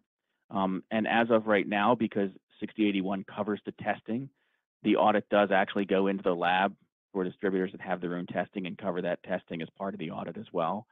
As 6081 changes and that moves out of there and gets covered by 6171, then that would move out of this audit criteria and be covered by that. But as it is right now, because 6081 covers that, we do cover and go in and do the auditing of the testing in the lab. You see the other processes. We cover the control plan, contract review, reporting. And so that's what's covered with the independent distributor checklist. If we go to the next slide, please. We'll have 7403, which is for authorized distributors. So a little bit different there. You know, the independent distributors are buying from the open market and typically don't have the traceability because that's why someone would go to an independent distributor, because they wouldn't be able to get it from an authorized distributor. But the authorized distributor, the controls are different because they have their direct contracting with the manufacturer. And so they're coming in at a different path than someone from an independent distributor. So you don't typically need all the testing and the same level of review there on the product. It's the traceability and the record retention is important. And then of course, you know, as I mentioned before, returns and scrap control. And you know, that's really probably one of the biggest areas of risk for an authorized distributor is the return, making sure that the parts they get back are the same parts they sent out and still maintaining that traceability back to the original manufacturer. And any scrap and making sure that that doesn't get mixed in with parts. So that's where we fall in that task group. So if we go to the next slide. So some of the other things we've done, we did work with the IAQG, International Aerospace Quality Group. They have their parts prevention section, counterfeit parts prevention section of the Supply Chain Management Handbook. And we had a team that worked with both both members of IAQG and with members of the CAAP program to put together and develop that section of the handbook. Completely rewrote it That's now published out there, available through IAQG, and follows how to set up a counterfeit part system, part prevention system. You've heard mention of AS 6174 and the counterfeit material and some of the other standards associated with the G21 committee on parts other than electronics. So we are doing some investigating of potentially getting audit criteria and accreditation to those standards as well. We're still trying to grow the electronic side, so we're kind of on hold until we get that, but that is something we look to get to in the future. And there has been some development and looking at the audit criteria for parts testing as well that's covered with 6171. I'm not sure where that stands, how much that's really going to go forward with some of the changes that have been made with 6171 and driving towards the 17025 accreditation. So it may or may not be something we still end up getting into, but it is something that still gets talked about and looked at periodically. I think we can go to the next slide. I think just, that's my contact information. Another nice quote there from the Senior Vice President of Operations at Rockwell Collins, which was our first accredited company in the CAAP program. And they use that. It's by ensuring compliance with the demanding CAAP audit criteria. Rockwell Collins is sending a clear message to our customers that we have the systems in place to ensure high quality manufacturing of our products. Our teams across the business have worked extremely hard to earn this accreditation, which position our company as an industry leader in counterfeit avoidance. So just to show what, some of the customers we've had and what their feeling is of the program. So there's my contact information. If anyone has any questions, feel free to give me a call, send me an email, and then I'll answer questions as we get to the question and answer session at the end of this session. So thank you. Thank you, Jim, for that overview of the Counterfeit Avoidance Accreditation Program. So our next speaker is Tim Davison from SAE International's corporate sales team, and Tim is going to give us an overview of the SAE Mobilis and the SAE OnQ digital standards system. So welcome, Tim. Good morning, Becky. Thanks for having me join the call here today. Go ahead and the next slide there. Okay. Let you know where I fit into this puzzle here. These guys have all talked about SAE standards and developing standards. I'm more on the where we actually sell the standards. So if you're looking to have access to any of the information they discuss, that's where I fit into this piece here. So we have a couple different options. We have corporate solutions. We have smaller solutions where you can buy anywhere between 10, 50 standards per year. And then we also have a nice little product that just focuses on quality and counterfeit. It's our SAE Aerospace Quality Standards Collection. It has about 114 standards that fall into that collection. All of these subscriptions are accessed through SAE Mobilis. SAE Mobilis is our web platform that houses all of our technical information, whether it's standards, technical papers, journals, ebooks, you name it. This is the landing page where you want to come out and search this information. So this is typically a yearly subscription. Typically the information is updated on a daily basis, so you're always working with the most current information. Allows you to view the information, print the information, or download these standards as well when needed. So besides, like we said, standards, there's great resources. You can go out here and search for free. SAE Mobilis is an open platform. If you do not have a subscription with us, then you will be prompted to purchase the standard, whether it's $85 or technical papers, typically around $33. So a couple different ways you can use Mobilis: open platform, buying one off, or as a subscription service. If you want to do a subscription service, that's where I come into play, and that's where you want to reach out to me. I'd be more than happy to work with you to find the right solution for you. Next page, sir, if you have OnQ. Keep on going. Oh, okay. Unfortunately, we don't have a tab for on. There we go.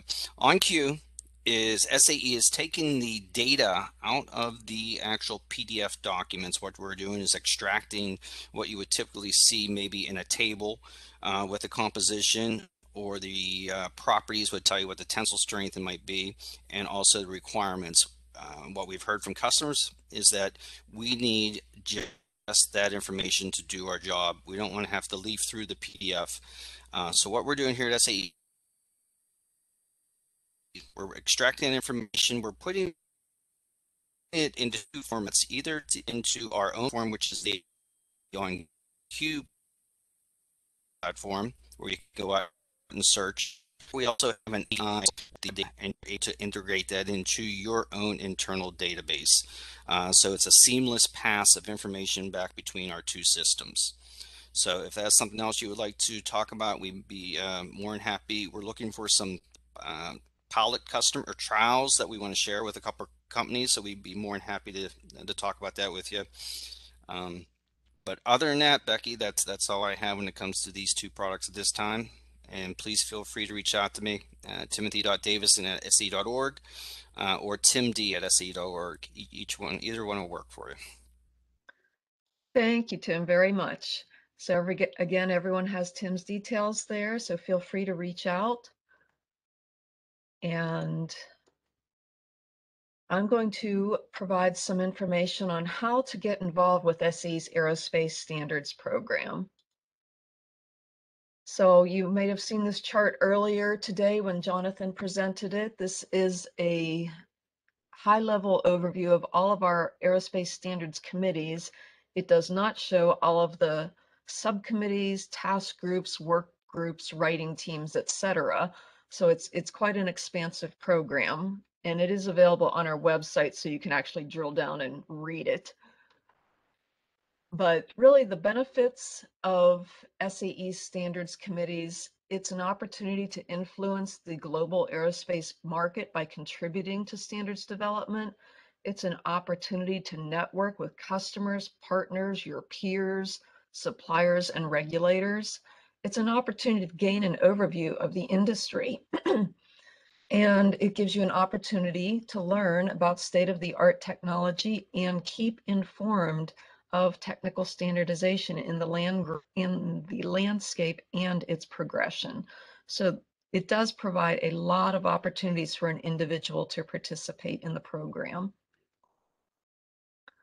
The standards development process, it's a very simple, direct, straightforward process. Our average time to develop and publish a standard is 18 months. And it starts out with identification of the need for a standard. We form a committee that does the writing. We do the balloting through the committee governance and oversight process, and then we go straight to publication and get it out to the marketplace. So it's a very direct, straightforward process. And again, it's taking us an average of 18 months now to develop and publish a standard. So it's been very streamlined over the years. And just the process for getting involved, if you're interested in participating on a standards committee, especially one of the committees that were highlighted today, the counterfeit committees, we have G19, that is Counterfeit Electronic Parts Committee, G21, the Counterfeit Material Committee, and G19A, the Test Laboratory Standards for Counterfeit Detection Committee.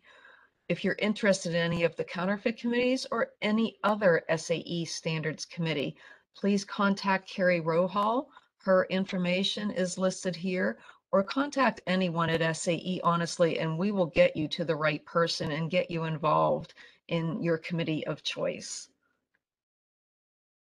So now we're going to move on to some additional Q&A.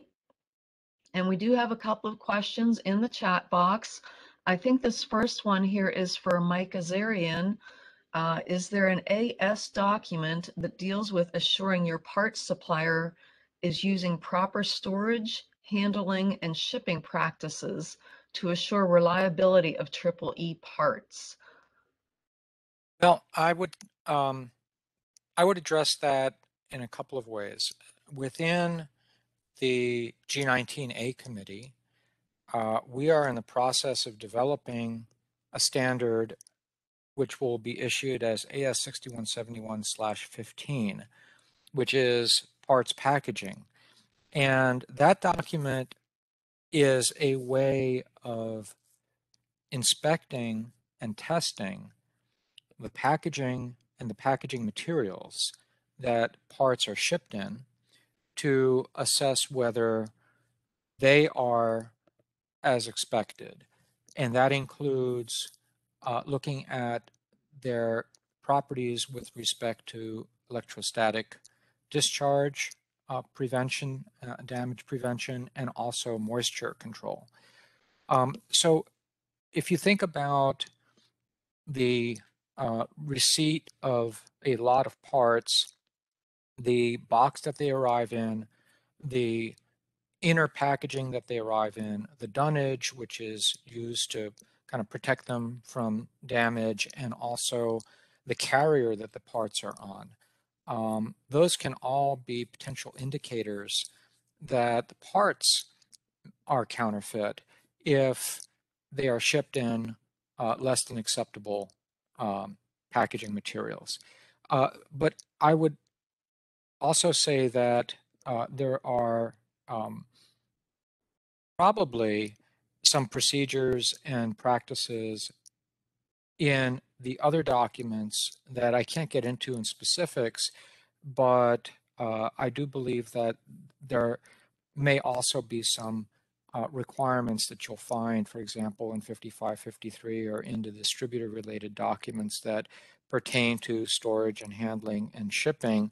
But 6171 is addressing that question through the development of the /15 document. Okay, thanks, Mike. So I think this is another one for you. Can you elaborate on tampered parts? Sure. I didn't get into that in much detail in the presentation other than to mention cyber physical security, but tampered parts relate to the modification of electronic parts to include functionality which is not as expected or specified. As we know, much of our electronic and EEE parts are sourced from overseas.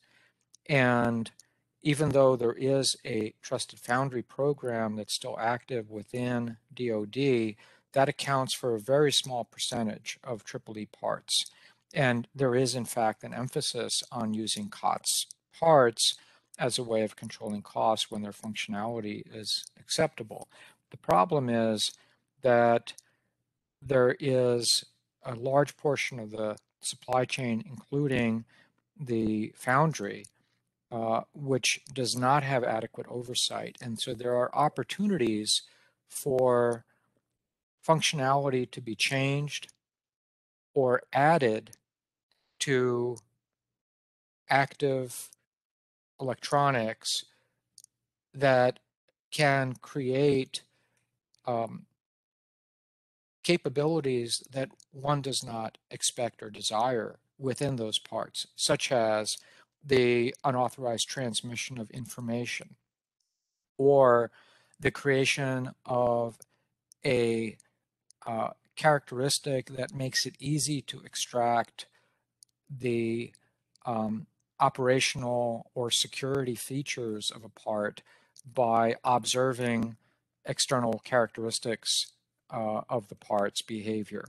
So this is what tampered gets into. It is the malicious modification of the functionality of EEE parts that can represent a security threat. And usually the motivation for tampering is not financial gain, as it may be in most other types of counterfeit parts. There is usually a strategic nature to tampering, and therefore it may be quite sophisticated, and it may be carried out by nation states as opposed to, parts that are modified and recovered in somebody's garage. I mean, these usually require sophisticated capabilities, but it has to do with the modification or introduction of new functionality to EEE parts. And this is why the methods needed for detection of tampering are really quite different from what one would use for the detection of more conventional types of counterfeits. Becky, I also would like to just take a moment to address an earlier question that came up in the first session that I might also be able to say something about. There was a question about connectors and gaskets and wire and things of that sort. And most of that, I would say, falls within the scope of AS 6174 as materiel.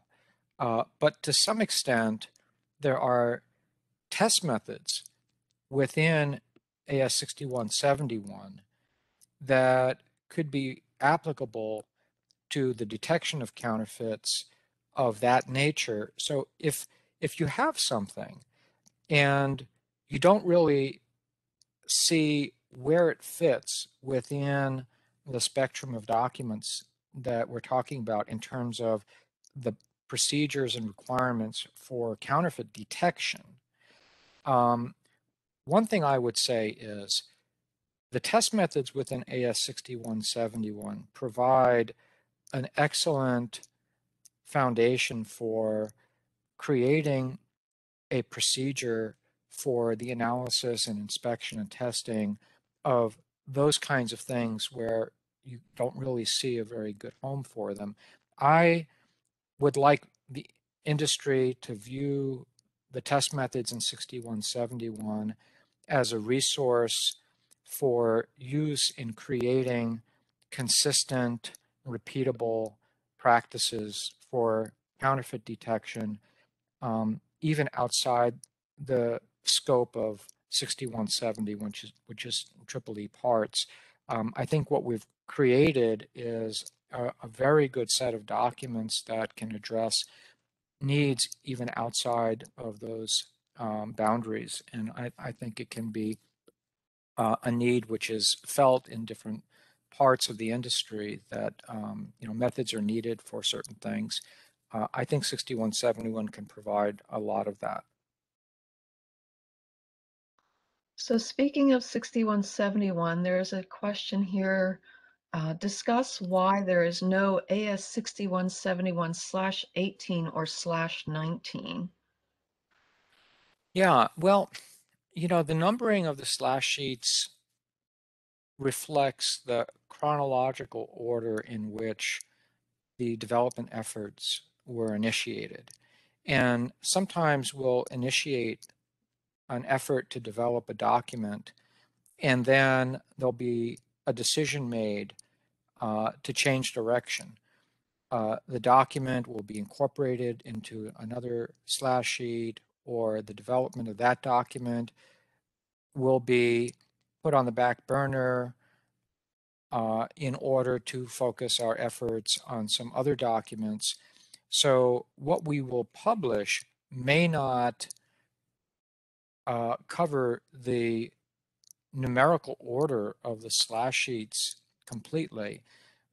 So there have been instances, like in this specific pair of examples, 18 and 19, where we have initiated development efforts, but we've decided to concentrate our resources on other test methods, and those documents are still in a state of development, but the committee will kind of revisit those and work on them more actively after we've completed the current set of revisions and development efforts that are planned for the near-term release. And one thing about G19A is, because this is an ecosystem in which all the test methods are tied to the general requirements document 6171, and there are these metrics involved in evaluating test sequences and so forth, our approach has been to release test methods in a synchronized fashion, coordinated fashion, en masse, kind of in one block. And so even when a test method is ready for publication, we generally have to wait until it can be incorporated into the rest of that family. And so we have to make a decision as a committee where to put our efforts. And so that's an example of where some things were proposed and initiated, but we elected to wait on those until after some of the other documents are complete. Okay, thank you. So this next question, it references slide 70. It says, based on slide 70, can you elaborate on counterfeit defects versus non-conformity parts by a qualified manufacturer? Sounds like that is coming out of my presentation in the discussion I made about counterfeit defects. So I can comment on that. As I pointed out, there is a close correspondence between much of what we've defined as a counterfeit defect and what one would consider quality defect. But not all quality defects might be counterfeit defects. And by the same token, the way in which you evaluate these is quite different. The purpose of looking for quality defects is, of course, to ensure consistency in processing and reliability and performance and so forth. The sole reason why we have these counterfeit defects is to use them as indicators of counterfeiting. And so we might have a lot of overlap between the things we identify as counterfeit defects and those which one would view as quality defects. But for example, we also are concerned about materials not being what they're expected to be. It's possible that a material is perfectly acceptable for a particular application, but based on the documentation you have for a part, the material that you find that's been used to construct that part doesn't match that lot or date code for which with which that part is marked. That is a counterfeit defect. It may not impact at all the ability of that part to function as expected. But the fact that the material you found doesn't match the documentation for that part is an indicator that something is wrong. Something is not as it should be.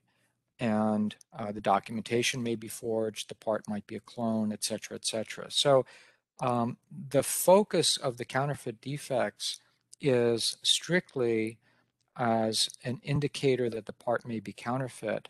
And it's really a separate concern as to whether the functionality of that part would be affected by it. Thank you, Mike. So Jim Lewis, I think this next question is for you. How many companies are CAAP accredited and how often is recertification required?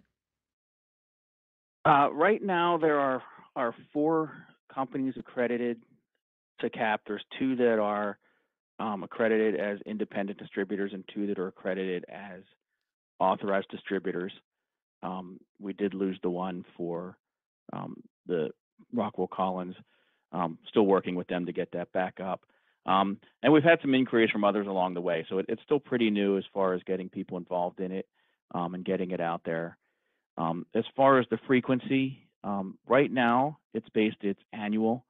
And so we would go in every year. As the program grows, we've kind of modeled ourselves off of the NADCAP program.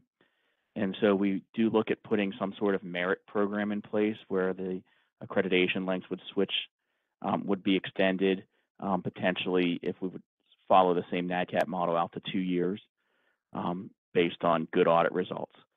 So that's where we stand now. We haven't put it in because of the limited number and the newness of the program, but there are definitely plans to move to that as we start to see more companies come in. And so that's about where we stand. If anyone has, anyone that wants to be accredited, as I mentioned before, eauditnet.com is our workflow system. You can do everything in there to see the audit criteria, see who the actual companies that are accredited are on the QML, get quotes for new audits as well. Thanks, Jim. And this next question, I think this might be for you also, is for reporting counterfeit material to appropriate parties. Is there a central location for this, DAE, IAQG, DOD, or is it customer-based? In 9100, in AS 9100, it says, in quotes, monitor external boards for suspect counterfeit and counterfeit investigations and reports. There's not necessarily a specific required place to report. It does come down to the customers. The places, you'll typically see GuideEPS. The Government Industry Data Exchange Program gets used a lot for that. And that's also one of the sources that a lot of companies monitor. ERAI has one for distributors to see that has a lot of information on escapes and counterfeit parts as well. But it's also a lot of it, like I said, it's up to the customer and what their specific requirements are. The standards kind of require, just in general terms, authority having jurisdiction, external, so they'll talk about GuideEP, they'll talk about, should you tell, the FBI or the police, but not anything specific as to what specific organization, but just in general, the types of organizations you should be reporting to, including internal parties and customers. Okay, thanks, Jim. So we have one more question here that we're going to take today. Mike, I think this one's for you. Is blockchain still being investigated as a method to retain provenance of material transactions from the OEM through the supply chain to the user?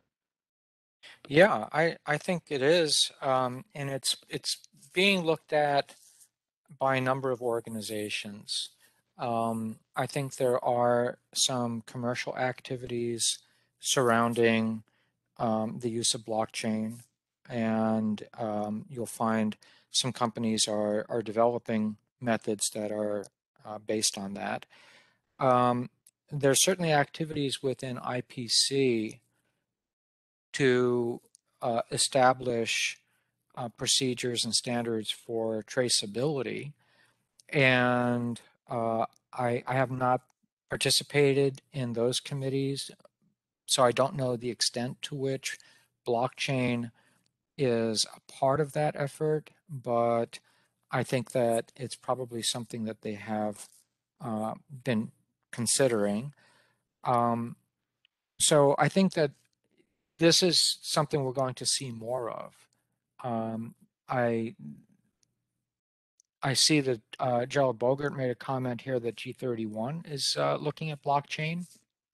Again, I can't provide any further details on that, but blockchain for traceability and authentication is certainly something that we are hearing a lot about. And as I said, it's in active development within the commercial sector, but I don't think it's really been implemented yet within at least the standards that I'm familiar with. But again, someone should take a look at G31 for some more info on that.